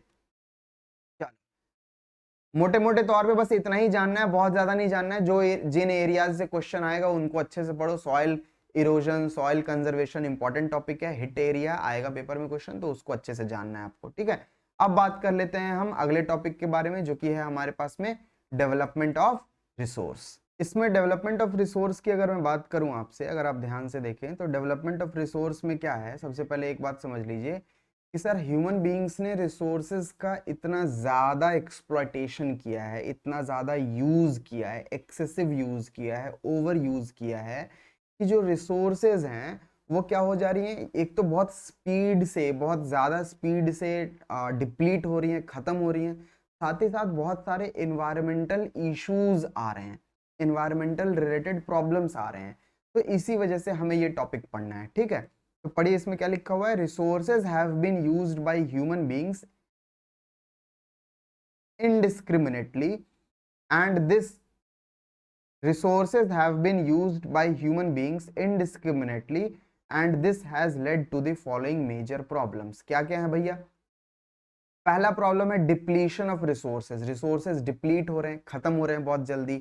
दूसरा क्या है कि सर जो लोग अमीर हैं वो और अमीर होते जा रहे हैं क्योंकि उनके पास पैसा ज्यादा है, तो वो ज्यादा रिसोर्स का एक्सट्रैक्शन कर रहे हैं, और जो लोग गरीब हैं वो गरीब ही रह जा रहे हैं। तो rich and poor class of people बन के उभरे हैं सोसाइटी में, ठीक है। अगला है आपके पास में रिसोर्स का एक्सेसिव यूज या इनडिस्क्रिमिनेट यूज करने की वजह से ग्लोबल इकोलॉजिकल क्राइसिस पैदा हुआ है, जैसे कि ग्लोबल वार्मिंग, ओजोन लेयर का डिप्लीशन, इन्वायरमेंट का पोल्यूशन, लैंड का डिग्रेडेशन। लैंड का डिग्रेडेशन का मतलब है लैंड की क्वालिटी का गिरना, यानी कि लैंड की फर्टिलिटी चली जा रही है। लैंड जिस हिसाब से पहले अच्छे से, जितने अच्छे से यूज होता था, अब उतनी एफिशिएंसी लैंड में नहीं रह गई, ठीक है। चलो अब अगर आप ध्यान से देखोगे तो इन सारी प्रॉब्लम्स की वजह से हमें क्या करना पड़ेगा सर, हमें रिसोर्सेज की प्लानिंग करनी पड़ेगी। रिसोर्स की प्लानिंग क्यों करनी पड़ेगी? रिसोर्स की प्लानिंग इस वजह से करनी पड़ेगी कि सर इंडिया में ही अगर आप देखोगे तो कुछ ऐसे स्टेट्स होंगे जहां पे बहुत सारे रिसोर्स हैं, जहां पे कोल मिलेगा आपको, आयरन मिलेगा आपको, लेकिन कुछ ऐसे स्टेट्स हैं जहां पे आपको रिसोर्स नहीं मिलेगा। कुछ स्टेट्स में कुछ टाइप के रिसोर्स हैं तो कुछ स्टेट में कुछ और टाइप के रिसोर्स हैं। तो इस वजह से अब ऐसा तो हो नहीं सकता ना भाई कि जिस स्टेट में सिर्फ कोल मिल रहा है उस स्टेट की बल्ले बल्ले है, बाकी रिसोर्स की जरूरत ही नहीं है उसे। क्यों भैया? जिस स्टेट में कोल मिल रहा है, कोयला मिल रहा है, उन्हें बाकी चीजों की भी तो जरूरत है। और जिन स्टेट को कोयला नहीं मिल रहा है या जिन स्टेट्स के पास कोल नहीं है, उन स्टेट्स में भी कोल की रिक्वायरमेंट तो है, ऐसा तो है नहीं कि कोल की रिक्वायरमेंट नहीं है। तो सिमिलरली इसी कारण से, क्योंकि रिसोर्स नेचुरली इवनली डिस्ट्रीब्यूटेड नहीं होता है, मतलब ऐसा नहीं होगा कि हर जगह पे हर टाइप के रिसोर्स मिलेंगे आपको। कुछ रिसोर्स कहीं मिलेंगे, कुछ रिसोर्स कहीं मिलेंगे, कुछ रिसोर्स कहीं मिलेंगे। तो हमें क्या करना पड़ता है, हमें रिसोर्सेज की प्लानिंग करनी पड़ती है, जिससे कि बेशक से रिसोर्स अलग अलग जगह पे मिल रहे हों, लेकिन उन रिसोर्सेज का बेनिफिट, उन रिसोर्सेज का फायदा हम सबों तक पहुंचा पाए, सभी तक पहुंचा पाए। इसी वजह से हम बात कर रहे हैं रिसोर्स प्लानिंग की। तो क्या है, resource planning is essential for sustainable development या सस्टेनेबल एग्जिस्टेंस। सस्टेनेबल डेवलपमेंट का सिंपल मतलब ये होता है उस टाइप का डेवलपमेंट जिसे सस्टेन किया जा सके, जिसे आप लंबे समय तक लेके जा सको। जैसे मान लो आज कल सीबीएसई वालों ने डेट शीट निकाली है, आज मेरा कोई स्टूडेंट जोश में आ जाए, बोले कि सर आज से मैं 15 घंटे डेली पढ़ूंगा, जोश आ गया मुझ में, लेकिन 15 घंटे डेली आप सस्टेन नहीं कर पाओगे, ये सस्टेनेबल स्टडी नहीं होगी। लेकिन अगर वहीं पे दूसरा बच्चा है, वो कह रहा है कि सर आज से मैं डेली 6 से 7 घंटे की सेल्फ स्टडी करूंगा, तो मैं बोलूंगा ये बहुत अच्छी बात है, आप 6 से 7 घंटे की सेल्फ स्टडी करो और आपका काम तमाम है सर, आप बहुत बढ़िया नंबर लेकर के आओगे सीबीएसई बोर्ड एग्जाम में। अगर आप 6 से 7 घंटे की सेल्फ स्टडी, ट्यूशन की बात नहीं कर रहा हूं, ट्यूशन का मतलब चाहे आप मुझसे ही पढ़ रहे हो, तो ये यूट्यूब की स्टडी सेल्फ स्टडी नहीं है, आप खुद से कितना पढ़ रहे हो उसे सेल्फ स्टडी बोल रहे हैं। अगर आप 6 से 7 घंटे की सेल्फ स्टडी कर रहे हो, या मिनिमम मान के चलो आप 6 घंटे की अगर आप सेल्फ स्टडी कर रहे हो, अरे आप 6 छोड़ो ना, आप 5 घंटे की आप सेल्फ स्टडी करो आज से डेली। इसके अलावा आप 3 घंटे 4 घंटे का समय बाकी टीचर्स वगैरह से पढ़ लो। मैं बता रहा हूं, अगर आप पूरे दिन के 8 से 9 घंटे पढ़ रहे हो आने वाले 2 महीने या जब तक आपके एग्जाम है, आपके सर 95% मार्क्स तक बहुत इजीली आ जाएंगे अगर आपने राइट डायरेक्शन में वर्क कर दिया तो, मेरी गारंटी है। एसएसटी में कैसे करना है, क्या करना है, उसके लिए तो आपको मेरे से संपर्क करना है, मैं आपको बताता रहूंगा। यहाँ अपने चैनल पे बने रहना है, ठीक है। तो सस्टेनेबल इकोनॉमिक डेवलपमेंट होना चाहिए। सस्टेनेबल इकोनॉमिक डेवलपमेंट का मतलब आप आज के डेट में तो बहुत ज्यादा कोल एक्सट्रैक्ट कर रहे हो और कल के डेट में कोल ही खत्म हो जाएगा। तो ये जो इलेक्ट्रिसिटी आज हमें मिल रही है, क्या ये इलेक्ट्रिसिटी हमें हमेशा मिलती रहेगी सस्टेन्ड वे में, कॉन्टिन्यूअस वे में? अगर नहीं होगा, नहीं मिलेगी, फ्यूचर में खत्म हो जाएगी, तो मैं बोलूंगा आज की डेट में हमें इसकी जुडिशियस यूज करने की आवश्यकता है। जुडिशियस यूज करने का मतलब एक इंटेलेक्चुअल लेवल पे आप सोचो कि अगर कहीं पे वेस्ट हो रहा है रिसोर्सेज का तो उसे कंजर्व करें, लाइट घरों में ऑफ करके रखो, बिना बात में लाइट का यूज मत करो, ठीक है। तो ये सस्टेनेबल डेवलपमेंट की बात कर रहे हैं, तो ये कुल मिला के सस्टेनेबल डेवलपमेंट की बात है। सस्टेनेबल डेवलपमेंट में मतलब आपको इस प्रकार से यूज करना है प्रेजेंट रिसोर्सेज का, ताकि वो रिसोर्सेज फ्यूचर में आने वाले जनरेशंस के लिए भी अवेलेबल हों। ऐसा ना हो कि आप मर गए और आपके साथ साथ रिसोर्सेज भी खत्म हो गए, फिर उनकी हालत बहुत बुरी है, ये अच्छी बात नहीं है, ठीक है ना। रिसोर्स प्लानिंग, रिसोर्स को प्लान करने की जरूरत है, मैंने बताया आपको, क्योंकि अलग अलग रिसोर्सेज अलग अलग जगहों पे पाए जाते हैं। पढ़ो क्या लिखा हुआ है, in India there are some reasons which can be considered self sufficient in terms of availability of resources। कुछ जगह पे तो resources हैं, and there are some regions which have acute shortage of some vital resources, और कुछ जगहों पे तो shortage है। तो इसकी वजह से एक बैलेंस्ड रिसोर्स प्लानिंग की जरूरत पड़ती है हमें, नेशनल लेवल पे, स्टेट लेवल पे, रीजनल लेवल पे और लोकल लेवल पे, ठीक है। चलो अब हम बात करते हैं resource planning in India. Resource planning में आपको सबसे पहले क्या क्या करना है? सबसे पहले तो सर आपको आइडेंटिफाई करना है कि किस स्टेट में या किस जगह पे कितना इन्वेंट्री, इन्वेंट्री बोले तो स्टॉक, कितनी क्वांटिटी में कोई सा रिसोर्स मौजूद है। मान लो झारखंड में, उड़ीसा में आपको कोल मिल रहा है, तो आप पहले ये पता कर लो कि वहां पे कितना कोल है, क्वांटिटी पता कर लो। मतलब पहले ये पता करो कि रिसोर्स कहाँ मिल रहा है और फिर कितना मिल रहा है, दो चीजें। रिसोर्स प्लानिंग में क्या क्या काम होता है वो सुनो, पहले ये करो। उसके बाद क्या करो, उसके बाद आप एक प्लान बनाओ। क्या बनाओ? एक प्लान बनाओ कि अच्छा कोल यहाँ यहाँ यहाँ मिल रहा है, आयरन ओर यहाँ यहाँ यहाँ मिल रहा है। उसके बाद क्या करो, उसके बाद आप एक प्लान बनाओ और उसमें आप एप्रोप्रिएट टेक्नोलॉजी का इस्तेमाल करो, लोगों की स्किल का इस्तेमाल करो, और फिर आप उन टेक्नोलॉजी और स्किल की मदद से क्या करो, रिसोर्स को एक्सट्रैक्ट करो। पहला काम क्या किया? रिसोर्स को आइडेंटिफाई किया, रिसोर्स को आइडेंटिफाई किया। दूसरी बात, दूसरा काम क्या कर रहे हो आप? अवेलेबल टेक्नोलॉजी से उस रिसोर्स क्या कर रहे हो? एक्सट्रैक्ट कर रहे हो। फिर आप क्या करोगे? वो जो रिसोर्स मिला है आपको, matching the resource development plans with overall national development plans. मान लो नेशन का कंट्री का कोई प्लान होगा, जैसे मान लो हमारी कंट्री का प्लान है कि भैया हमें मान लो हमारी कंट्री की प्लानिंग है, भारत देश ने प्लान किया कि भैया हमें अगले साल से 1000 मेगावाट इलेक्ट्रिसिटी प्रोड्यूस करना है हर ईयर। कितना? 1000 मेगावाट। और मान लो आज के डेट में हम प्रोड्यूस कर रहे हैं 600 मेगावाट, एज्यूम कर रहा हूं, जस्ट एक एग्जांपल दे रहा हूं। तो 400 प्लस 400 चाहिए होगा आपको, इतना एक्स्ट्रा चाहिए। तो इतना एक्स्ट्रा इलेक्ट्रिसिटी की अगर डिमांड है तो उसके लिए पहले आप क्या करो, पहले आप रिसोर्सेज को आइडेंटिफाई करो, फिर उन रिसोर्सेज को एक्सट्रैक्ट करो, और फिर जो एक्सट्रैक्ट किए आपने रिसोर्सेज, उन रिसोर्सेज को आपकी जो प्लानिंग है, जो आप प्लान कर रहे हो कि आपको कितना चाहिए, उससे मैच करवाओ, उससे मीट करवाओ, उसको उस प्लान पे इंप्लीमेंट करवाओ। कुल मिला के मतलब समझ रहे हो बात क्या कहना चाह रहा हूं मैं? ठीक है, एक बात तो ये हो गई। उसके बाद क्या कह रहे हैं? उसके बाद वो कह रहे हैं कि सर रिसोर्सेज, मतलब कुल मिला के यहाँ पे यही बात कही गई है आपको कि जो रिसोर्सेज हैं वो डेवलपमेंट में कंट्रीब्यूट करते हैं और इसी वजह से हमें रिसोर्सेज को अच्छे तरीके से यूज करने की आवश्यकता है, उनको वेस्ट नहीं करना है, उनका ओवर यूटिलाइजेशन नहीं करना है, इरैशनली कंज्यूम नहीं करना है। इरैशनली मतलब अभी लाइट की जरूरत नहीं है, लाइट जला रखा है, ऐसा नहीं करना है, वैसे मुझे जरूरत है इस वजह से मैंने जला रखी है, ठीक है।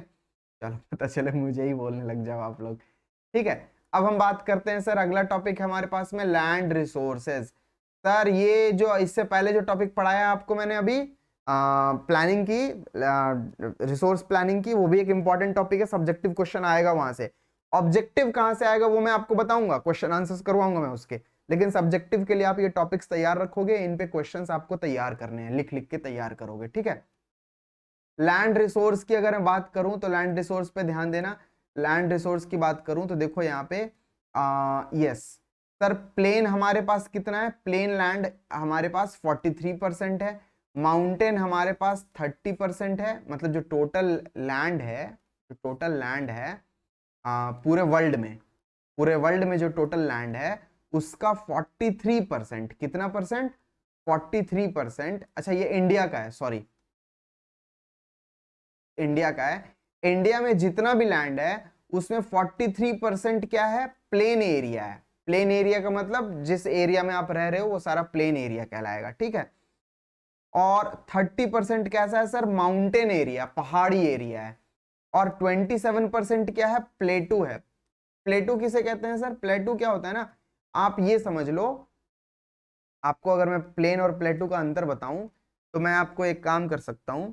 यस सर, जैसे मान को चलो, जो आप अपना अपने घर में एक टेबल रखो, जैसे मान लो मैं, जैसे मैंने ये अभी आपको तो नहीं दिखा पाऊंगा मैं, बट मैंने यहाँ पे ना एक टेबल रखा हुआ है, ठीक है ना, एक टेबल है, बहुत बड़ा सा टेबल है, खैर ये बहुत बहुत बहुत ही ज्यादा बड़े एरिया में है, तो ये टेबल रखा हुआ है मैंने, ठीक है। तो सर अब ये जो टेबल है ना, इस टेबल का जो लेवल है ये प्लेटू है, क्योंकि ये जो नॉर्मल लैंड है, जो मेरा जो फर्श है, जो फ्लोर है मेरा, उससे ऊपर है। तो प्लेटू भी प्लेन ही है, लेकिन प्लेटू प्लेन के मुकाबले थोड़ा ऊपर लाई करता है, समझ रहे हो बात को। प्लेटू भी प्लेन लैंड होगा लेकिन वो नॉर्मल लैंड से ऊपर होगा, इसी वजह से हम उसे प्लेटू बोलते हैं। और जो प्लेन होगा वो क्या होगा, पूरा प्लेन होगा, उसका लेवल भी थोड़ा सा नीचे होगा, लो लेवल लैंड होगा, लेकिन प्लेन होगा, वो भी समतल होगा, बोले तो एकदम फ्लैट इस टाइप से, है ना, फ्लैट होगा, ऐसा ऐसा दोनों होगा, प्लेटू भी ऐसा ही होगा और ये भी ऐसा ही होगा, लेकिन प्लेटू ऊपर होगा, प्लेन थोड़ा सा नीचे होगा। समझ पा रहे हो अब बात को, मैं क्या कहना चाह रहा हूं, ठीक है। अब समझते हैं लैंड यूटिलाइजेशन की। लैंड यूटिलाइजेशन अगला टॉपिक है, लैंड यूटिलाइजेशन किसे कहते हैं। तो सर सुनो, लैंड यूटिलाइजेशन की बात करें हम, तो land resources are used for following purposes. Land का यूज किन किन पर्पस के लिए होता है, तो पहला है सर फॉरेस्ट के लिए, दूसरा है आपके पास में land not available for cultivation, कुछ लैंड ऐसे हैं जो कल्टीवेशन के लिए अवेलेबल नहीं है, का क्या मतलब ये बता रहा हूँ डिटेल में, ठीक है। तीसरा है सर हमारे पास में कुछ बैरन लैंड है या वेस्ट लैंड है, बंजर जमीन है ना। कुछ है हमारे पास में ऐसी लैंड्स जिसको हमने नॉन एग्रीकल्चरल यूज में डिवोट कर दिया है, से फॉर एग्जांपल कुछ लैंड पे हमने घर बना लिया है, फैक्ट्री बना ली है, तो ये नॉन एग्रीकल्चरल यूज हो गया। कुछ हमारे पास में फैलो लैंड है, कुछ हमारे पास में अदर अनकल्टिवेटेड लैंड्स है, कुछ हमारे पास में सोन एरिया है, मतलब जहां पे हम वो कर रहे हैं, ग्रो कर रहे हैं, एग्रीकल्चर के लिए ग्रो कर रहे हैं, खेती बाड़ी कर रहे हैं। तो अब अगर आप ध्यान से देखो तो मैंने यहाँ पे एक ग्राफ बना रखा है, मतलब मैंने क्या बना रखा है, मैंने लिया है यहाँ से सर, इसमें 2014-15 का डेटा दे रखा है, 1960-61 का डेटा दे रखा है, पूरा रटने की आवश्यकता नहीं है, क्या देखना है आपको, क्या याद रखना है वो मैं बता रहा हूँ आपको। सुनो देखो यहाँ पे ये वाला जो पाई चार्ट है ये आपको दिया हुआ है सर 60-61 का, 60-61 का डेटा है इंडिया के रिस्पेक्ट में, और ये 14-15 का डेटा है। इंपॉर्टेंट चीजें मैंने लगा रखी है यहाँ पे, आप देखोगे सर 60-61 में हमारे पास एरिया अंडर, इंडिया में एरिया अंडर फॉरेस्ट कवर कितना था, 18.11%, ठीक है। और अब 2014-15 में एरिया अंडर फॉरेस्ट कवर कितना है, 23.3%। तो ये हमारे लिए अच्छी बात है या बुरी बात, कमेंट करके बताना, ठीक है। दूसरा सर बैरन लैंड, बंजर जमीन जहां पे खेती नहीं हो रही है, ठीक है ना, और वो फर्टाइल भी नहीं है, वो लैंड कितनी थी हमारे पास, 18.11%, 60-61 में। और आज के डेट में बैरन लैंड की परसेंटेज कितनी है हमारे पास में 5.5%। तो ये अच्छा है या बुरा है, ये भी कमेंट करके बताना। तो याद रखना, फॉरेस्ट वाला लैंड इंक्रीज हुआ है, बैरन लैंड क्या हुआ है, कम हुआ है। फायदा ही हो रहा है दोनों केस में हमारा। अगला क्या है सर, अगला अगर आप ध्यान से देखोगे तो 4.95% हमारा नॉन एग्रीकल्चरल यूज में आज के डेट में 14-15 में 8.7% है। वैसे आज तो 2022 है, लेकिन ये 14-15 का डेटा आपकी बुक में दिया हुआ है, ठीक है। तो 8.7% है और पहले कितना था, 4.9%। एक डेटा आप एग्रीकल्चर का याद रखोगे, 46.26% हम 60-61 में यूज करते थे लैंड का, इतना परसेंट एग्रीकल्चर के लिए, और आज की डेट में हम 45.5% लैंड यूज करते हैं एग्रीकल्चर के लिए। तो आप ये इस पूरे डेटा में से याद क्या क्या रखना है आपको फिगर के साथ, एग्रीकल्चर, फॉरेस्ट, बैरन लैंड और आपके पास में ये नॉन एग्रीकल्चर यूज, इतना आप याद रखना, ठीक है ना। इतना ही याद रखना, और ज्यादा याद रखने की जरूरत नहीं है, लेकिन ये याद रखना आप। वेस्ट लैंड की बात करते हैं आप, ठीक है ना, वेस्ट लैंड की अब हम बात करते हैं। वेस्ट लैंड किसे कहते हैं, तो ध्यान दीजिए sir, waste land is the land put to other non-agricultural uses which include rocky, arid and desert areas, roads, railways, industry। अब समझ जाओ, रोड में जितना एरिया हमने ले लिया, इंडस्ट्री के लिए जितना लैंड ले लिया, डेजर्ट एरिया में जितना लैंड है हमारे पास में, एरिड रीजन जहाँ पे सूखा है ना, रॉकी लैंड होगा, मतलब बहुत सारे लैंड ऐसे भी होते हैं ना जहाँ पे सॉइल कम और पत्थर ज्यादा मिलेंगे आपको। तो ये सारे एरिया कौन से लैंड में आएंगे, वेस्ट लैंड की कैटेगरी में फॉल करेंगे, और इनका इस्तेमाल नॉन एग्रीकल्चरल यूज के लिए हो रहा है, ठीक है। चलिए अब बात करते हैं हम land degradation and land conservation की। लैंड डिग्रेडेशन का मतलब क्या है सर, लैंड की क्वालिटी खराब हो रही है, मतलब लैंड की फर्टिलिटी क्या हो रही है, जा रही है, खत्म होती जा रही है। अब अगर आप ध्यान से देखोगे तो ह्यूमन एक्टिविटीज जैसे कि डिफॉरेस्टेशन, ओवरग्रेजिंग, माइनिंग, क्वेरिंग, है ना। डिफॉरेस्टेशन आप समझ रहे हो, पेड़ों की कटाई। ओवरग्रेजिंग आपको बताया मैंने अभी थोड़ी देर पहले, पशु वगैरह ज्यादा ग्रेज कर ले, या कम एरिया में ज्यादा पशु आपने लगा दिए तो ओवरग्रेजिंग हो जाएगी। माइनिंग का मतलब होता है आप लैंड के अंदर से रिसोर्स निकाल रहे हो। क्वेरिंग का मतलब भी होता है लैंड के अंदर से ही रिसोर्स निकाल रहे हो, एक्सट्रैक्ट कर रहे हो मिनरल और कुछ भी। लेकिन माइनिंग में आप जो डिगिंग है ना, माइनिंग में आप ज्यादा अंदर तक जाते हो लैंड के। क्वेरिंग में आप थोड़े, मतलब मान के चलो आप ज्यादा ज्यादा 500 सेंटीमीटर, 600 सेंटीमीटर, 800 सेंटीमीटर अंदर गए, 1000 सेंटीमीटर मान के चलो आप 1 किलोमीटर तक, 1 किलोमीटर नहीं कह रहा, हाँ 100 मीटर तक चले गए तो आपकी क्वेरिंग कहलाएगी। ये मैं जस्ट एक आपको रिलेट करने के लिए दे रहा हूं, ऐसा डेफिनेशन में आप कभी नहीं लिख सकते हो, वैसे डेफिनेशन पूछी नहीं जाएगी आपसे, बट देन एक इमेजिनेशन के लिए कि थोड़ा अंदर जाने पे जब रिसोर्सेज मिल जाए तो थोड़ी डिगिंग करनी पड़ेगी लैंड की, तो आप बोलोगे क्वेरिंग है वो। लेकिन माइनिंग में आपको बहुत अंदर जाना पड़ सकता है, हो सकता है 1 किलोमीटर, 1.5 किलोमीटर, 2 किलोमीटर तक अंदर जाना पड़े, तो वो क्या कहलाएगा, वो माइनिंग कहलाएगा, ठीक है। चलो अब क्या बोल रहे हैं, बोला जा रहा है तो इन सारे एक्टिविटीज की वजह से, ये जो माइनिंग, क्वेरिंग, ओवरग्रेजिंग और डिफॉरेस्टेशन है, इन सारे एक्टिविटीज की वजह से लैंड क्या हुआ है, डिग्रेड हुआ है। बोले तो लैंड की क्वालिटी क्या हुई है, खराब हुई है, ठीक है ना। जब लैंड की क्वालिटी खराब होगी, आप सोचो ना सर, मान के चलो मेरे पास इतना अच्छा लैंड था, उसमें से अगर इतना लैंड खराब हो गया है, तो इसका मतलब ये जो बचा हुआ लैंड है जो कि ग्रीन कलर से शेडेड है, इस लैंड के ऊपर बर्डन बढ़ जाएगा, क्योंकि ये वाला रेड वाला लैंड अब मेरे किसी काम का नहीं रह गया, तो इस लैंड के ऊपर बर्डन बढ़ेगा। इसी लैंड से हमें एग्रीकल्चर ज्यादा करना पड़ेगा, आउटपुट ज्यादा निकाल के लाना पड़ेगा आबादी के लिए, क्योंकि अब लैंड कम बच गया हमारे पास एग्रीकल्चर करने के लिए, है ना।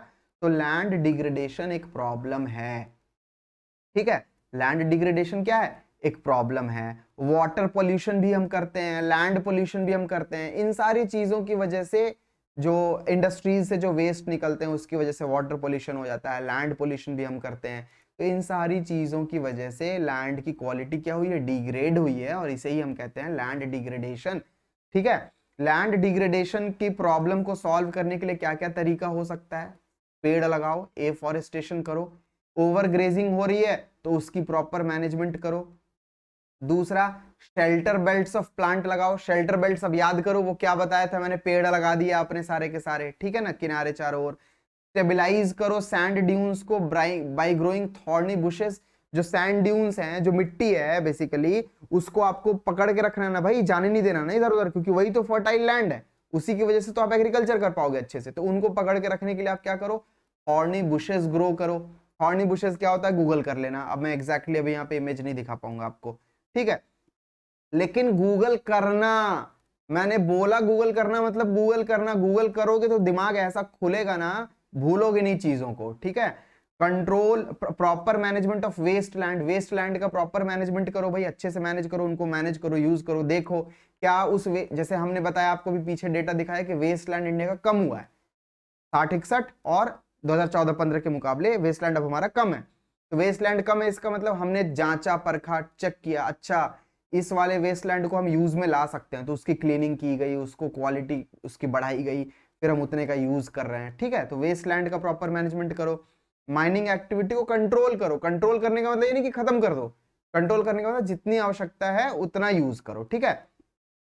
जो इंडस्ट्रीज वाले ये जो भी मैन्युफैक्चर करते हैं भाई, ये क्या करते हैं, ये ना सारा का सारा नदियों में बहा देते हैं। क्योंकि देखो आप बोलोगे सर नदी में कैसे बहाते हैं, फैक्ट्री तो यहाँ है नहीं। मैंने आपको बताया था, याद होगा अगर आप लोगों ने हिस्ट्री के लेक्चर्स लिए मेरे से, तो मैंने बताया था आपको कि इंग्लैंड में एक नदी है थेम्स, थेम्स नदी के बगल में एक शहर था लैंचशायर, वहां पे इंडस्ट्रियल रिवोल्यूशन आया था और वही इंडस्ट्रियल सेंटर था इनका, बताया था ना सर। बड़ी बड़ी इंडस्ट्रीज हमेशा वाटर रिसोर्स के पास में होती हैं, तो उनका जो वेस्ट होता है वो लोग वाटर में डाल देते हैं, वाटर में डालेंगे तो वाटर पोल्यूशन होगा और फिर लैंड पोल्यूशन भी होगा, ठीक है। इनको थोड़ा ठीक करने की आवश्यकता है, इस पे वर्क करने की आवश्यकता है। तो ये कुछ पॉइंट्स हो गए। अब ये पॉइंट्स आपको रटने नहीं है, मतलब आपको क्या करना है, आप देखो, आप जब इसको याद करोगे तो याद कैसे करना है, आप हेडिंग बना लोगे, अच्छा problems solutions of land degradation, ठीक है। पहला आप एक वर्ड लिख लोगे, पहला आप अपने में सिर्फ अंडरलाइन करोगे एफॉरेस्टेशन, दूसरा शेल्टर बेल्ट्स, दूसरा शेल्टर बेल्ट्स, तीसरा स्टेबलाइजेशन ऑफ सैंड ड्यून्स, तीसरा मैनेजमेंट ऑफ वेस्टलैंड, चौथा कंट्रोलिंग ऑफ माइनिंग एक्टिविटीज, पांचवा इंडस्ट्रियल इफ्लुएंस एंड वेस्ट मैनेजमेंट। तो ये बस इतना इतना आपको याद रखना है और इस पे आप अपना सेंटेंस वगैरह फ्रेम खुद से करो पेपर में, जो यहां लिखा है वही कट कॉपी पेस्ट करके नहीं आना है, लेकिन ये कीवर्ड्स हैं जो मैंने अंडरलाइन किए उनको आपको दिमाग में बिठाना है, ठीक है। अगला टॉपिक है सर हमारे पास में सॉइल एज अ रिसोर्स, ठीक है। वाले टॉपिक को अगर आप ध्यान से देखो तो सॉइल एज अ रिसोर्स, सबसे पहले इस टॉपिक के नाम में ही देख लो, सोर्स का मतलब है आपके, रिसोर्स का मतलब क्या है, जो भी चीज़ जो आपके वांट और ये सारी चीज़ सेटिस्फाई करे, रिसोर्स है आपके लिए, है ना। तो सॉइल को पढ़ रहे हैं हम एज अ रिसोर्स, आपको पता चली गया होगा कि सॉइल हमारे लिए एक रिसोर्स है, क्योंकि सॉइल हमारी बहुत सारी वांट्स को फुलफिल करता है, ठीक। अब क्या बोला जा रहा है, सॉइल एक most important renewable natural resource है।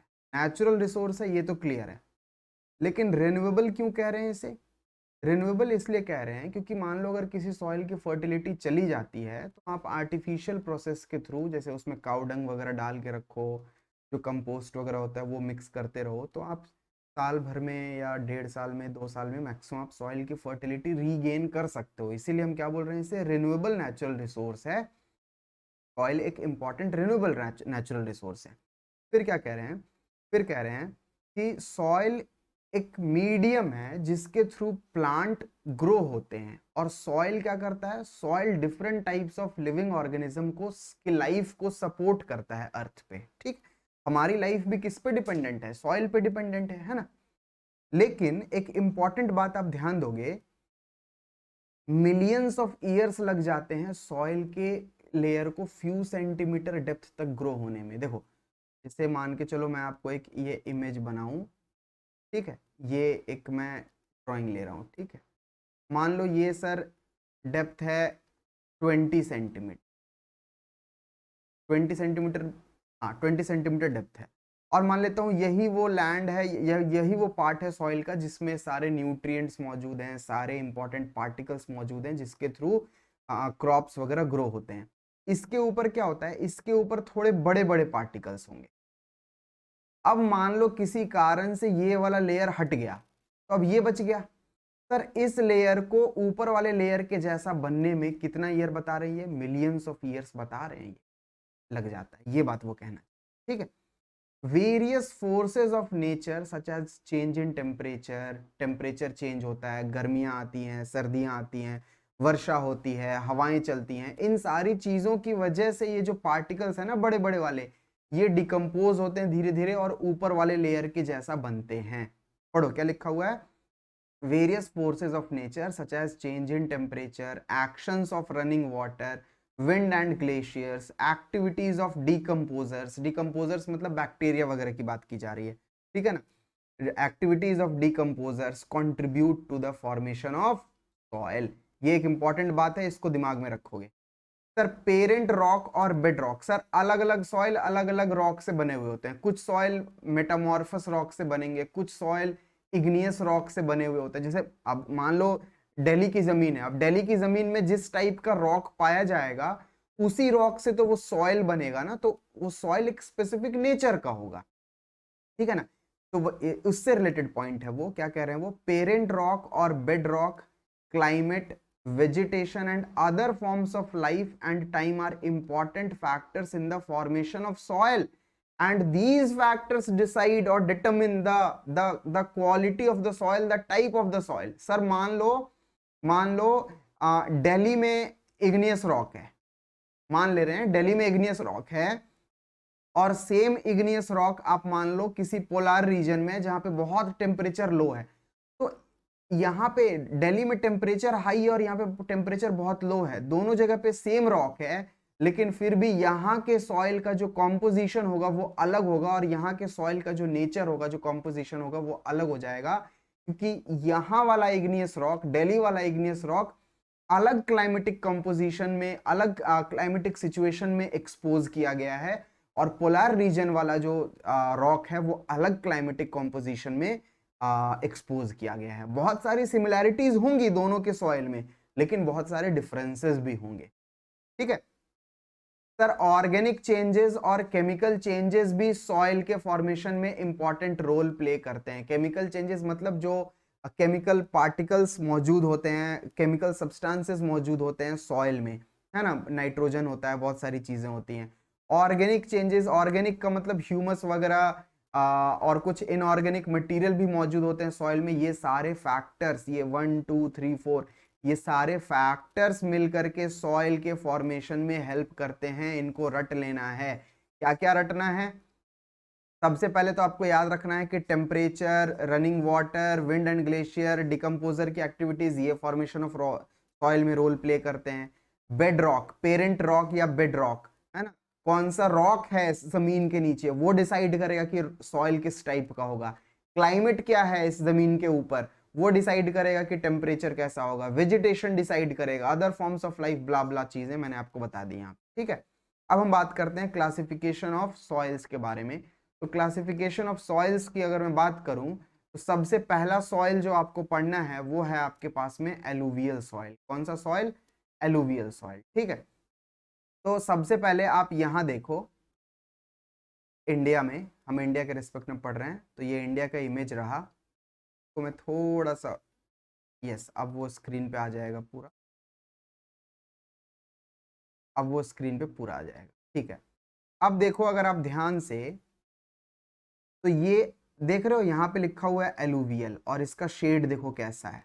अब इस शेड को ट्रेस करो, आपको अपने आप दिखेगा, दिख रहा है ये पूरा एरिया, ये दिख रहा है आपको, ये पूरा एरिया जो है, यहाँ पे भी थोड़ा सा ये वाला एरिया भी, ये पूरा पोर्शन जो है सर, ये पूरा पोर्शन गैंगेटिक प्लेन वाला रीजन हो गया। थोड़ा बहुत यहाँ पे भी नॉर्थ ईस्ट साइड, थोड़ा नीचे और बंगाल के साइड, थोड़ा और नीचे आंध्र प्रदेश कर लो, थोड़ा तेलंगाना में भी है, थोड़ा इधर भी है, थोड़ा केरला तमिलनाडु इधर भी पहुंच जाओ भाई, एकदम नीचे तक देख रहे हो। ये सारा कौन सा सॉइल है सर? एलुवियल सॉइल है। आपके एनसीईआरटी बुक में ये इमेज दी हुई है, उसको ध्यान से देखना और इसके बॉर्डर के चारों ओर पेंसिल चलाना, ठीक है ना। पेंसिल चलाओगे, एक डार्क कलर की पेंसिल चला देना एक, ठीक है। दूसरे सॉइल के लिए एक रेड कलर का, मान लो इसको कवर करना है तो मैं एक रेड कलर का पेन ले लूंगा, आप भी यही करना, और रेड कलर से ये ऐसे ऐसे ऐसे ऐसे ऐसे शेड कर देना, बीच में कुछ मत करना, बीच में बस लिख देना। जैसे मान लो यहाँ पे क्या लिखा हुआ है, ब्लैक सॉइल, तो यहाँ पे लिख देना ब्लैक सॉइल, यहाँ पे लिख देना एलुवियल सॉइल, आपको इमेज में फटाफट दिखेगा, ठीक है। चलो अब सुनो क्या लिखा हुआ है, entire northern plain are made up of alluvial soil. देखो ये नॉर्दर्न प्लेन है पूरा, ये पूरा किससे बना हुआ है, एलुवियल सॉइल से बना हुआ है, ठीक है। वही बात वो कह रहा है। फिर वो क्या कह रहा है, एलुवियल सॉइल जो नॉर्दर्न प्लेन में आके जमा हुआ है, डिपॉजिट हुआ है, वो 3 फैक्टर्स की वजह से डिपॉजिट हुआ है। पहला हिमालयन रिवर सिस्टम, हिमालय से बहुत सारी नदियां फ्लो होकर के इस सिस्टम से, गंगा है ना नदी आती है, ये पूरा का पूरा वो वहां से सॉइल लेकर के आती है और यहाँ डिपॉजिट करती चली जाती है, ठीक है। तो हिमालयन रिवर सिस्टम की वजह से आपको ये एलुवियल सॉइल मिलेगा। इंडस रिवर की वजह से मिलेगा, हालांकि जो इंडस नदी है उसका फ्लो पाकिस्तान में ज्यादा है, पाकिस्तान वाले रीजन में, पंजाब वाले रीजन में, बट देन उसकी वजह से आपको थोड़ा बहुत इस रीजन में जो दिख रहा है एलुवियल सॉइल, देखो ध्यान से मैं इरेज करता हूँ डायग्राम को, यहाँ पे ये देख रहे हो ना, तो इस वाले रीजन में जो दिख रहा है ये इंडस रिवर की वजह से यहाँ पे हल्का, ठीक है। वही वो कह रहा है गंगा की वजह से, ब्रह्मपुत्रा की वजह से, ब्रह्मपुत्रा की वजह से आपको इस वाले रीजन में देखने को मिल रहा है एलुवियल सॉइल, और गंगा की वजह से इस वाले रीजन में आपको देखने को, ठीक है। It is also found in Rajasthan, Gujarat and eastern coastal planes, Rajasthan में भी देखने को मिलेगा आपको, ठीक है ना, राजस्थान में भी देखने को मिलेगा आपको, देखो ये कुछ पार्ट्स ऑफ राजस्थान है, ठीक है ना, राजस्थान में देखने को मिलेगा। और कहाँ देखने को मिल रहा है, और देखने को मिल रहा है आपको गुजरात में देखने को मिल रहा है, गुजरात में भी देखो ध्यान से जा करके, जो जो बोले वो मैप पे मिलाओ, गुजरात वो कह रहा है, हाँ भाई गुजरात में दिख रहा है एलुवियल सॉइल। ऐसे करने से आपको समझ में आती हैं चीजें, ठीक है।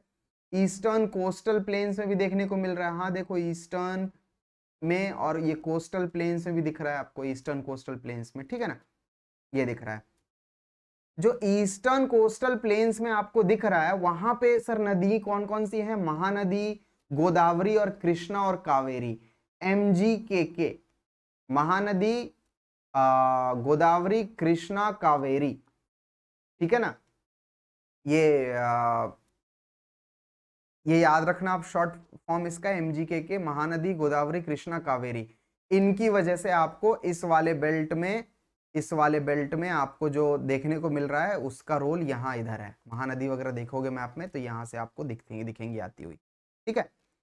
फिर वो क्या, ये आपको मैप देखना, मैप देखोगे तो ज्यादा याद होगा, ये सब याद रखना। बच्चे बोलते हैं ना कि सर ये याद नहीं होता, इसमें इतने सारे पॉइंट्स हैं, मैप देखो, आपसे बेटर किसी को याद ही नहीं रहेगा। आप 5 दिन लगातार मैप तो देखो, मैं बता रहा हूं आपको, अब रट जाएंगी चीजें गारंटीड दी। और ऐसी की तैसी करके रख दोगे इन वाले पॉइंट्स, मैं बता रहा हूं बच्चों को याद नहीं होते हैं पॉइंट्स। मैप से पढ़ो कभी भी किसी चीज को, जैसे पढ़ा रहा हूं मैं ना वैसे पढ़ो आप, मैप से जाकर के देखना, एकदम रट जाएंगी चीजें, ठीक है। एलुवियल सॉइल में क्या क्या होता है ये इंपॉर्टेंट पॉइंट है, ये रटना पड़ेगा आपको। देखो एलुवियल सॉइल में सैंड होगा, सिल्ट होगा, क्ले होगा। SSC स्टाफ सिलेक्शन कमीशन का एग्जाम होता है ना, SSC का एग्जाम होता है एक, ठीक है, तो उससे याद रख लेना, सैंड, सिल्ट, क्ले ये मौजूद होता है किसमें, एलुवियल सॉइल में मौजूद होता है, ठीक है, ठीक है। इसके बाद वो क्या कह रहा है, वो कह रहा है ठीक है, इस वाले पार्ट को आप इग्नोर कर सकते हो, इसमें ज्यादा ध्यान नहीं रखना, आपको ये याद रखना है सैंड, सिल्ट और क्ले दिमाग में रखना है आपको, फालतू की चीजें ज्यादा दिमाग में मत बिठाओ, ठीक है। एज की बेसिस पे बात करें कि मतलब एलुवियल सॉइल होगा ना, कि कुछ एलुवियल सॉइल न्यूली फॉर्म्ड होंगे, कुछ एलुवियल सॉइल बहुत पुराने होंगे, तो अगर एज की बेसिस पे बात करें तो एज की बेसिस पे एलुवियल सॉइल को, एक टाइप का एलुवियल सॉइल भांगर कहा जाता है, जिसे हम ओल्ड एलुवियल बोलते हैं, ये ओल्ड एलुवियल है, ठीक है ना। This bangar soil has a higher concentration of kankar, बड़े बड़े कंकड़ दिखेंगे आपको, ठीक है ना, nodules then khadar. Khadar new alluvial soil को कहेंगे, ओल्ड एलुवियल सॉइल को बांगर कहेंगे, ठीक है ना। तो जो ओल्ड एलुवियल सॉइल है उसमें हायर कॉन्सेंट्रेशन, बड़े बड़े आपको कंकड़ देखने को मिलेंगे, बड़े बड़े पार्टिकल्स, और एलुवियल न्यू ईयर वाले में क्या मिलेंगे आपको, फाइन पार्टिकल्स मिलेंगे, बहुत छोटे छोटे मिलेंगे। खुद सोच के दिखाओ और खुद सोच के बुद्धि लगाओ अपनी कि कौन सा वाला एग्रीकल्चर के लिए ज्यादा सूटेबल होगा, तो अगला पॉइंट आगे आपको रटना नहीं पड़ेगा। देखो क्या लिखा हुआ है, alluvial soils are very fertile, these soil contain adequate proportion of potash, chemical composition है ये क्या है, ये केमिकल कॉम्पोजिशन बता दिया, पोटैश होता है इसमें, फॉस्फोरिक एसिड होता है, लाइम होता है, ठीक है ना, पीपीएल या एलपीपी या पीएलपी कुछ भी बना लेना ये। और इस टाइप के सॉइल में क्या क्या ग्रो किया जाता है, शुगर केन, पैडी, वीट और other serial and pulses crops. Sir ये पॉइंट्स जितने भी मैंने लिख करके दिए हैं, रट्टा मारना है इनको, बार बार देखना है, बार बार पढ़ना है। क्रॉप्स के नाम पूछ लेते हैं कि एलुवियल सॉइल में कौन सा एमसीक्यू बन जाएगा यहीं से, भांगर में ज्यादा फर्टाइल होगा या खादर ज्यादा फर्टाइल होगा, इस टाइप से क्वेश्चन आएंगे, ठीक है। अब आ जाओ, अगला है आपके पास में टाइप ब्लैक सॉइल का। कौन सा टाइप है, ब्लैक सॉइल। ब्लैक सॉइल का इमेज देखते हैं पहले। पहले मैं इसे रब करता हूं, चलो अब ये क्लीन हो गया। अब देखो यहाँ पे ब्लैक सॉइल किस इमेज से दिखा दे, किस शेड से है, इस वाले शेड से। मतलब ये वाला पूरा रीजन देख रहे हो, ये वाला है ना, ये पूरा रीजन क्या है, ब्लैक सॉइल का रीजन है। ये पूरा ब्लैक सॉइल का एरिया, ये वाला पूरा। आपको गुजरात में भी ब्लैक सॉइल मिल रहा है, ध्यान देना, यहाँ भी थोड़ा सा ब्लैक सॉइल मिल रहा है, थोड़ा ब्लैक सॉइल यहाँ भी मिल रहा है। सर यही इन्हीं पॉइंट से क्वेश्चन बनते हैं, जहां थोड़े थोड़े है ना, यहां से क्वेश्चन पूछे जाते हैं कि क्या वहां पे कंप्लीटली आपके पास में रेड एंड येलो सॉइल है, ब्लैक सॉइल मिलता ही नहीं है, तो वो आपको दिमाग में रखना है, ठीक है ना, वहां से क्वेश्चन बनते हैं। इसीलिए बोला मैंने मैप को देखोगे। ब्लैक सॉइल, सबसे पहली बात ब्लैक इन कलर होता है, मतलब क्या ही चल रहा है इनका, अलग ही चल रहा है इनका, ब्लैक सॉइल ब्लैक ही होगा। ब्लैक सॉइल को रेगुर सॉइल भी बोलते हैं, या रेगर सॉइल, जो भी प्रोनाउंसिएशन हो देख लेना, रेगुर या रेगर सॉइल भी बोलते हैं, ये बात आपको याद रखनी है। इसके बाद सर क्या है, climatic conditions along with parent. अब ब्लैक सॉइल ब्लैक क्यों है, दिमाग में आना चाहिए सवाल। सर ब्लैक सॉइल ब्लैक इसलिए है क्योंकि ब्लैक सॉइल का जो पेरेंट रॉक है वो अलग है। ब्लैक सॉइल का पेरेंट रॉक क्या है, अब बेसाल्टिक रॉक्स होते हैं यहाँ पे, है ना। कौन से रॉक होंगे, बेसाल्टिक रॉक होंगे, और ये लोग लावा के फ्लो से बनते हैं। मतलब बहुत सालों पहले, मतलब 200, 300, 400, 500, 1000 साल पहले क्या था। देखो अर्थ का फॉर्मेशन कैसे हुआ है, ये अगर दिमाग में होगा ना तो सॉल्ट के फॉर्मेशन को पकड़ पाओगे। देखो सबसे पहले बोला जाता है अर्थ के फॉर्मेशन में कि एक बहुत बड़ा मैसिव एक्सप्लोजन हुआ, बहुत लावा निकला अर्थ के अंदर से, और वो लावा जो निकला, वो लावा ट्रेवल किया लार्जर डिस्टेंस, वो ट्रेवल करता गया, ट्रेवल करता गया, ट्रेवल करता गया, ट्रेवल करता गया, और उसकी वजह से क्या बना है, उसकी वजह से बना है आपके पास में जो बेसाल्टिक रॉक्स हैं या ओल्डेस्ट रॉक है, वो ये इसी वजह से बने हैं। और इस टाइप के रॉक्स पे ये कूलिंग हुआ इनका, ये लार्जर डिस्टेंस ट्रेवल किए तो कूलिंग हुआ इनका, इनका सॉलिडिफिकेशन हुआ, और फिर टाइम के साथ पानी ने, टेम्परेचर ने, आपके पास में ग्लेशियर फॉर्मेशन ने, इन सारी चीजों ने इन रॉक्स को तोड़ा, और फिर वो रॉक्स किस सॉइल में बदल गए, ब्लैक सॉइल में बदल गए। तो ये अर्थ के फॉर्मेशन से रिलेट करता है ये वाला पॉइंट, ठीक है। तो एक बात तो ये ध्यान में रखनी है सर, ब्लैक सॉइल में याद रखना, कॉटन ग्रो करने के लिए बहुत बेनिफिशियल होते हैं, ग्रोइंग कॉटन, ठीक है। Deccan trap, this type typical for decent basaltic region में, बेसाल्टिक सॉल्ट भी बोल, बेसाल्टिक रॉक भी बोल देते हैं इनको, ठीक है ना। एक बात याद रखना, लावा फ्लो की वजह से फॉर्म हुआ है, ये भी बता दिया मैंने आपको। अगला जो है आपके पास में, अगला जो है आपके पास में, अगला टाइप क्या है, यस ब्लैक सॉइल के बारे में ही है। ये सॉइल कहाँ कहाँ मिलेगा आपको, महाराष्ट्र में मिलेगा, सौराष्ट्र में मिलेगा, मालवा, मालवा किसे कहते हैं, ये वाला जो प्लेटू है ना, एमपी वाला लगभग रीजन जो आपको मिलेगा, ये वाला आपको मालवा प्लेटू बोला जाएगा, तो ठीक है ना। मालवा प्लेटू वो गूगल करोगे तो दिखेगा आपको पूरा, यहाँ से ये ऐसे करके दिखाएंगे, ठीक है। तो मालवा प्लेटू में है, मध्य प्रदेश में है, छत्तीसगढ़ में है, साउथ ईस्ट रीजन में भी है, गोदावरी और कृष्णा वैली में है। ये पॉइंट्स आपको रटने पड़ेंगे सर, ये नाम आपको रटने पड़ेंगे, बार बार देखोगे, मैप देखोगे याद हो जाएगा, मैप के बिना देखोगे भूलोगे, 100% भूलोगे, ठीक है। मैं पहले ही वार्न कर रहा हूं, जो मैप देख के जाएगा, जो मैप से पढ़ेगा इन चीजों को, वही बच्चा पेपर में नंबर लेकर के आएगा। जो मैप से नहीं पढ़ेगा वो बच्चा भूल के आएगा पेपर में, उसे इतना ज्यादा घुमाया जाएगा कि वो घूमता ही रह जाएगा। और सर एक टाइम ऐसा आ जाना चाहिए कि आप मैप लेकर के बैठो, जो मैंने पीछे दिखाया आपको इमेज में, इंडिया वाला मैप जिसमें सॉइल बता रखा है, वो मैप लेकर के बैठो और आप मैप देख के बताओ कि देखो ये वाला रीजन है, ये वाला रीजन है, ये वाला रीजन है, आप भूलोगे नहीं कभी, ठीक है।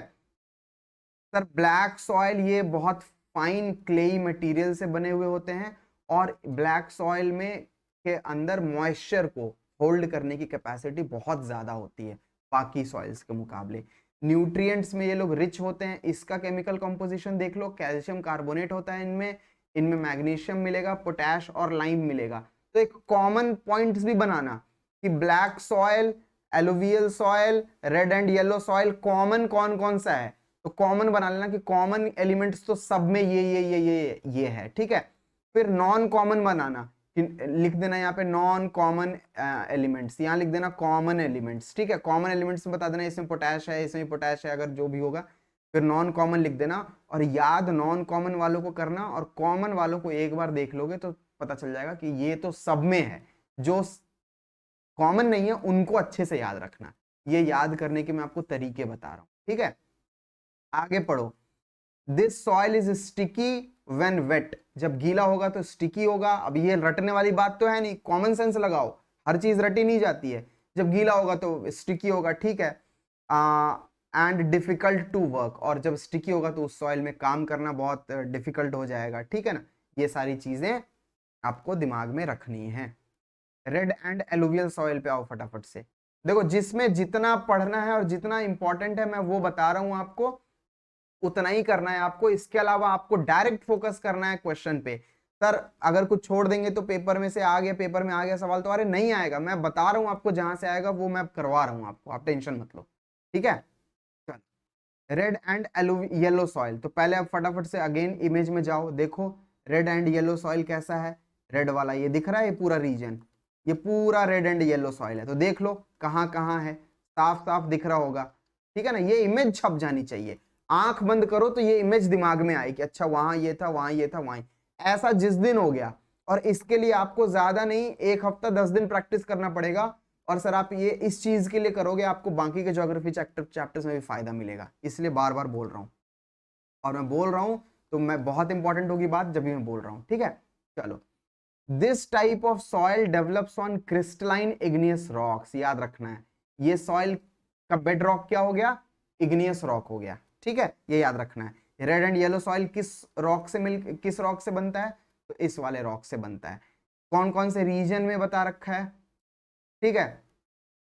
It looks yellow when it occurs in hydrated form, ये पीला कब दिखेगा आपको, पीला तब दिखेगा जब ये हाइड्रेटेड फॉर्म में होगा, मतलब जब इसमें वाटर हो, तब ये हल्का पीला दिखेगा आपको, येलोइश दिखेगा। फिर क्या बोला जा रहा है, these soils develop a reddish color due to diffusion of iron in crystalline and metamorphic rocks, ठीक है ना। मतलब जो मेटामॉर्फ इग्नियस रॉक से मिलके बने हुए हैं ये, इसमें कोई दिक्कत वाली बात नहीं है, ठीक है ना। लेकिन इग्नियस रॉक से कहां पे, सदर्न पार्ट में, साउथ वाले रीजन में रेड एंड येलो सॉइल है, वहां पे इग्नियस रॉक है। वहां पे कौन सा रॉक है, इग्नियस रॉक है। बोला जा रहा है कुछ कुछ जगहों पे मेटामॉर्फिक रॉक के साथ आयरन का डिफ्यूजन हो जाता है, आयरन मिक्स हो जाता है। याद होगा आयरन रस्टिंग होने के बाद रेडिश कलर का हो जाता है हल्का सा, है ना। तो उससे रिलेट कर सकते हो कि जहां जहां पे red and yellow soil metamorphic rock से मिलके बना होगा, और अगर गलती से वहां पे आयरन भी पाया जाएगा, तो उस एरिया में आपको जो रेड एंड येलो सॉइल है वो रेडिश कलर का दिखेगा। और अगर इसी रेड एंड येलो सॉइल में अगर वाटर मिक्स हो जाएगा, हाइड्रेटेड हो जाएगा, तो वो येलो कलर का दिखेगा। ऐसे दिमाग में बिठाओगे, ठीक है। एरिया बता रखा है कौन कौन से एरियाज में पाए जाते हैं, ये देख लेना है आपको। अगली बात करूं मैं तो अगला है सर आपके पास में लेटराइट सॉइल। कौन सा soil, laterite soil. Laterite soil के बारे में देखो फटाफट से क्या बोला जा रहा है। Sir laterite soil develops under tropical and सब ट्रॉपिकल क्लाइमेट में डेवलप होते हैं ये वाले सॉइल। कौन से क्लाइमेट में, ट्रॉपिकल एंड सब ट्रॉपिकल। अब ट्रॉपिकल क्लाइमेट और सब ट्रॉपिकल क्लाइमेट के लिए यहां देखो, यस, ये सर पूरे वर्ल्ड का इमेज हो गया, ठीक। अब मैं एक रेड कलर का इस्तेमाल करता हूं, पहले आपको दिखाता हूं। यहां देखो, ये देखो यहाँ पे ट्रॉपिक ऑफ कैंसर लिखा हुआ है, इसको मैं अंडरलाइन कर लेता हूं। ये कौन सा हो गया, ये है कैंसर, ट्रॉपिक ऑफ कैंसर, ठीक। इसके बाद देखो, इसके बाद यहाँ पे क्या है सर, यहाँ पे इक्वेटर है, तो यहाँ मैं लिख देता हूँ बड़ा सा इक्वेटर, ताकि हमें बाद में दिखे, ठीक है। अब नीचे आओ, यहाँ देखो, यहाँ क्या लिखा हुआ है, ट्रॉपिक ऑफ कैंसर हो गया, आ गया भाई ट्रॉपिक ऑफ कैप्रिकॉर्न, ये रहा, ये वाली जो लाइन है, ये कौन सी लाइन है, ये है ट्रॉपिक ऑफ कैप्रिकॉर्न। ठीक है, इसके बाद देखो ट्रॉपिक ऑफ कैप्रिकॉर्न दिख गया, यस, इक्वेट्रॉपिक ऑफ कैंसर दिख गया। ऊपर देखो यहाँ पे आपको दिख जाएगा, एक लाइन और दिखेगी आपको यहाँ, ये रहा आर्कटिक सर्कल। कौन सा सर्कल, आर्कटिक सर्कल। ठीक है, अभी मैंने ये कर लिया, आपको भी ऐसे ही करना है। अब मैं इसको जूम इन करूंगा, अब मैं यहाँ पे हल्का सा और जूम इन करूंगा, यस। अब मैं क्या करूंगा, अब मैं इन लाइनों को पूरा पूरा ड्रॉ करूंगा।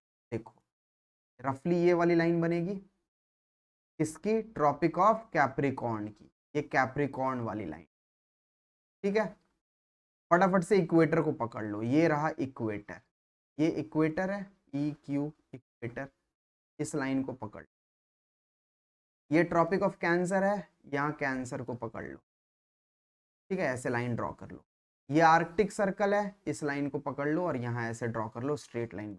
अब देखो ध्यान से, इक्वेटर को लो, कौन सा कलर लूं, चलो ब्लू ले लेता हूं। इक्वेटर को पकड़ो, इक्वेटर को देखा, इक्वेटर और इसके नीचे कौन सी लाइन है, ट्रॉपिक ऑफ कैप्रिकॉर्न, ये वाला रीजन पूरा, और इक्वेटर से ऊपर कौन है, ट्रॉपिक ऑफ कैंसर, ये वाला रीजन पूरा। तो ये पूरा जो रीजन आपको दिखाई दे रहा है, ये जो पूरा एरिया आपको पूरे वर्ल्ड मैप पे जो दिखाई देगा, ये पूरा रीजन कहा जाता है सर, कौन सा, ट्रॉपिकल बेल्ट कहा जाता है। ये कौन सा बेल्ट है, ये है ट्रॉपिकल बेल्ट। यहाँ पे जो क्लाइमेट पाया जाएगा वो ट्रॉपिकल टाइप का क्लाइमेट होगा। सर इसे ट्रॉपिकल ही क्यों कह रहे हैं, आगे आने वाले चैप्टर्स में बहुत डिटेल में बताऊंगा, ज्योग्राफी की सारी रिसर्च यही करवा दूंगा आपको, आप उसकी टेंशन मत लेना, वन शॉट वीडियो होगा, सारा रिसर्च सारा यही करवा दूंगा। लेकिन पहले समझ लो कि ट्रॉपिकल क्लाइमेट के लिए ये ट्रॉपिकल बेल्ट है, मतलब ट्रॉपिक ऑफ कैंसर और ट्रॉपिक ऑफ कैप्रिकॉर्न के बीच में जितना एरिया आ रहा है ये ट्रॉपिकल बेल्ट हो गया आपका। ठीक है, अब ट्रॉपिक ऑफ कैंसर और आर्कटिक सर्कल दिखाई दे रहा है, इसके बीच में जो ये वाला जो एरिया है, ये वाला जो बेल्ट है, ये जो एरिया का, इस बेल्ट में जितनी भी कंट्रीज आएंगी उनका जितना भी एरिया आएगा, ये कौन सा होगा सर, ये सब ट्रॉपिकल होगा। कौन सा रीजन है ये सब ट्रॉपिकल क्लाइमेट वाला रीजन है। क्यों कहते हैं सब ट्रॉपिकल, मैंने बताया आपको, थोड़ा सा धैर्य बांधना पड़ेगा, उसके बाद बताऊंगा। सर यहाँ पे आप देखोगे तो यहाँ पे भी एक लाइन मिल जाएगी आपको, ये वाली लाइन, और ये भी अगेन ये कौन सा क्लाइमेट मिलेगा आपको, ये आपको मिल जाएगा सब ट्रॉपिकल क्लाइमेट मिल जाएगा। कौन सा क्लाइमेट मिल जाएगा, सब ट्रॉपिकल। ठीक है, ये कौन सा क्लाइमेट है, सब ट्रॉपिकल। तो ये पूरा रीजन, ये वाला पूरा ट्रॉपिकल है, और ये वाला जो पूरा है ये ऊपर और इसके जस्ट नीचे ये पूरा सब ट्रॉपिकल है। अब ध्यान से देखना, अब थोड़ा सा जूम करता हूं, ये देखो इंडिया दिख रहा होगा आपको, यहाँ पे ये दिख रहा है, यहाँ पे ये पूरा इंडिया है। अब इंडिया को ध्यान से देखोगे तो इंडिया में ऊपर वाला पोर्शन, ये जो इतना पोर्शन है ये सब ट्रॉपिकल क्लाइमेट में लाई कर रहा है, देखो ये सब ट्रॉपिकल बेल्ट में लाई कर रहा है। ठीक है, और आधा जो नीचे वाला पोर्शन है ये किस में आ रहा है, ध्यान दो, देखो किस में आ रहा है, वो ट्रॉपिकल बेल्ट में आ रहा है। तो इंडिया में नीचे ट्रॉपिकल क्लाइमेट होगा, ऊपर सब ट्रॉपिकल क्लाइमेट होगा। ये बात अगर आपको दिमाग में आ गई, अब पढ़ोगे इसकी लाइनों को तो अब आपको समझ में आएगा। लेटराइट और नॉन लेटराइट जो भी है सॉइल देख लेते हैं। देखो क्या बोला जा रहा है, this type of soil develops under tropical and सब ट्रॉपिकल क्लाइमेट। तो इंडिया में दोनों क्लाइमेट हैं, इसका मतलब इंडिया में पाया जाएगा ये बात क्लियर हो गई यहाँ पे। ठीक है, और alternative wet and dry season, कभी बारिश होनी चाहिए कभी सूखा होना चाहिए, तो इंडिया में दोनों सीजन पाए जाते हैं, तो अल्टीमेटली इंडिया में लेटराइट सॉइल मिलेगा। ठीक है, अब this soil is the result of intense leaching due to heavy rain. Heavy rain की वजह से जबरदस्त लीचिंग एक्टिविटी हो जाती है, उसकी वजह से आपको ये लेटराइट सॉइल मिलेगा। और यही कारण है कि इसका जो पीएच लेवल है वो 6 से कम होता है, और पीएच लेवल 6 से कम होगा, इसका मतलब वो क्या होगा, एसिडिक होगा। क्या होगा, एसिडिक होगा, और एसिडिक होगा तो प्लांट को न्यूट्रिएंट नहीं मिलेगा, तो तो कुछ स्पेसिफिक टाइप के प्लांट्स ग्रो हो पाएंगे इन पे, लेकिन हर तरह के प्लांट इन पे ग्रो नहीं हो पाएंगे। ठीक है, कहां कहां पाए जाते हैं, स्टेट्स के नाम लिखे हुए हैं, ये तो आपको रीड करने हैं बस, और मैप से, इंडिया वाले मैप से मिलाना है। इसके बाद क्या बोला जा रहा है, इसके बाद बोला जा रहा है ये सॉइल जो है वो डिसूडियस और एवरग्रीन टाइप के फॉरेस्ट को सपोर्ट करता है, बट इसमें ह्यूमस बहुत पुअर होता है, मतलब वैसे प्लांट्स ग्रो करेंगे जिनको पानी कम चाहिए होता है ग्रो होने के लिए। कुल मिला के बात ये है। ठीक है सर, इस टाइप का सॉइल वेरी यूजफुल है growing T and coffee, T और कॉफी ग्रो करने के लिए काफी यूजफुल है, ये भी याद रखना है आपको। ठीक है, अब सुनो, अगला सॉइल है आपके पास में एरिड सॉइल। एरिड सॉइल जो है वो रेड से लेकर के ब्राउन तक के बीच में जो कलर होता है, कुछ उस टाइप के कलर के होते हैं ये। ठीक है, ये सैंडी होते हैं, बालू की तरह, रेत की तरह होते हैं टेक्सचर में अपने, मतलब देखने में जब आप छू के देखोगे इन्हें तो। उसके बाद सेलाइन होते हैं नेचर में, सेलाइन सी वाटर सेलाइन होता है, तो वही सेलाइन होते हैं नेचर में। ठीक है, उसके बाद फिर क्या बोला जा रहा है, the lower horizon of soil occupied by कंकड़। सर जो ये सॉइल जिस रीजन में पाए जाते हैं उनका जो लोअर होराइजन, जैसे मान लो कि चलो कि नदी यहां से लेकर के आ रही है, तो ये वाला जो रीजन हो गया ये नदी का लोअर होराइजन हो गया, ये नदी जहां से निकल रही है वो अपर होराइजन हो गया, जो बीच वाला पोर्शन हुआ नदी का वो मिडिल होराइजन हुआ। तो लोअर होराइजन में आपको क्या मिलेगा सर, कंकड़ ज्यादा मिलेंगे इस, ये वो कहना चाह रहे हैं यहाँ पे। ठीक है, और इसके बारे में याद रखना है आपको, इसमें ह्यूमस और मॉइस्चर की कमी होती है इस टाइप के सॉइल में। और ज़्यादा चीज़ें आपको इसमें ध्यान में नहीं रखनी है, लिखा मैंने बहुत कुछ है लेकिन ज़्यादा ध्यान में नहीं रखना है। Alluvial soil, red and yellow soil और ब्लैक सॉइल बहुत अच्छे से तैयार करना है, एरिड सॉइल थोड़ा थोड़ा देखना है। फॉरेस्ट सॉइल की बात करता हूँ, फॉरेस्ट सॉइल में क्या है सर, ये जाहिर सी बात है हिली और माउंटेनियस एरियाज में पाए जाएंगे। इनका टेक्सचर कैसा होता है, लोमी और सिल्टी होता है ना। लोमी और सिल्टी का क्या मतलब होता है, गूगल करना आप, मेरे को ध्यान में नहीं आ रहा अभी, मैं आपको देख करके बता दूंगा, कमेंट बॉक्स में डाल दूंगा। लोमी और सिल्टी होता है इनका सॉइल का टेक्सचर। ठीक है, वैली साइड, वैली समझते हो ना, जब नदी निकल के अपना रास्ता बनाती है बीचों बीच तो वो वैली कहलाता है। तो वैली साइड में मिलेंगे ये आपको, हिमालयन रीजन में मिलेंगे, ह्यूमस कंटेंट इनका लो होता है, एसिडिक होते हैं, अगेन फैक्ट है सारी की सारी चीजें, ये आपको याद रखनी है। This makes your chapter complete. Again मैं एक बार बैक जाऊंगा और आपको चीजें बताऊंगा कि आपको करना क्या क्या है। देखो, रेड एंड येलो सॉइल पे चांद तारे बना लेना, एकदम जबरदस्त तरीके से तैयार करना, बाकी के दोनों ठीक ठीक देख लेना है बस, इसीलिए मैंने ठीक ठीक ही बताया है। इसके बाद में बात करता हूं ब्लैक सॉइल की, भैया जबरदस्त इंपॉर्टेंट है, इसको देख लेना, रट लेना बिल्कुल। इसके बाद में बात करता हूं एलुवियल सॉइल की, ऊपर था ना alluvial soil, yes, alluvial soil बहुत ही ज्यादा इंपॉर्टेंट है, इसको अच्छे से तैयार करो। इसके बाद आ जाओ फटाफट से सॉइल एज अ रिसोर्स, ये चारों पॉइंट एकदम पता होने चाहिए आपको। इसके बाद आप आओ land, soil erosion, soil conservation. इसके बाद टाइप्स ऑफ रिसोर्सेज में रटना नहीं है, डेफिनेशन नहीं रटनी है, जनरली नहीं पूछा जाएगा आपसे, बट देन आपको याद रखना है कि कौन सा क्लासिफिकेशन किस बेसिस पे किया गया है। ध्यान देना, मैं बता रहा हूं फिर से, तो इस वजह से ये चीजें याद रखना, लैंड डिग्रेडेशन याद रखना, लैंड कंजर्वेशन भी याद रखना। तो इतने टॉपिक्स आपको इस चैप्टर में करने हैं, मैप वर्क जो मैंने करवाया है उसको भी करना है। This makes your entire chapter complete. इसके क्वेश्चन आंसर्स की लिंक भी आपको नीचे मिल जाएगी, लिंक पे क्लिक करेंगे ऑब्जेक्टिव क्वेश्चंस की लिस्ट आएगी चैप्टर के अकॉर्डिंग, उन क्वेश्चंस को आपको सॉल्व करना है, चेक करना है कहाँ गलत हो रहा है, नहीं कहाँ सही हो रहा है, जो सही हो रहा है अच्छी बात है, जहां पे गलतियां हो रही हैं वो मुझे बताओगे, कमेंट करोगे, मैं उसमें आपकी हेल्प करूंगा, प्रॉब्लम फेस करोगे तो वो प्रॉब्लम का सोल्यूशन निकलेगा। ठीक है, तो इतना करने के बाद ये वाला चैप्टर कंप्लीट होता है। मिलेंगे आपसे अगले वीडियो में, और अगला वीडियो भी हिस्ट्री ज्योग्राफी पे ही होगा, और हम लाइन से फटाफट से लगातार पहले ज्योग्राफी के चैप्टर्स फिनिश करेंगे और फिर हम सिविक्स करेंगे, फिर हम वो करेंगे इकोनॉमी करेंगे, और सबसे लास्ट में आपको हिस्ट्री करवाऊंगा सबसे लास्ट में। ठीक है, चलो तो till then tata bye bye नमस्कार, मिलते हैं अगले वीडियो में।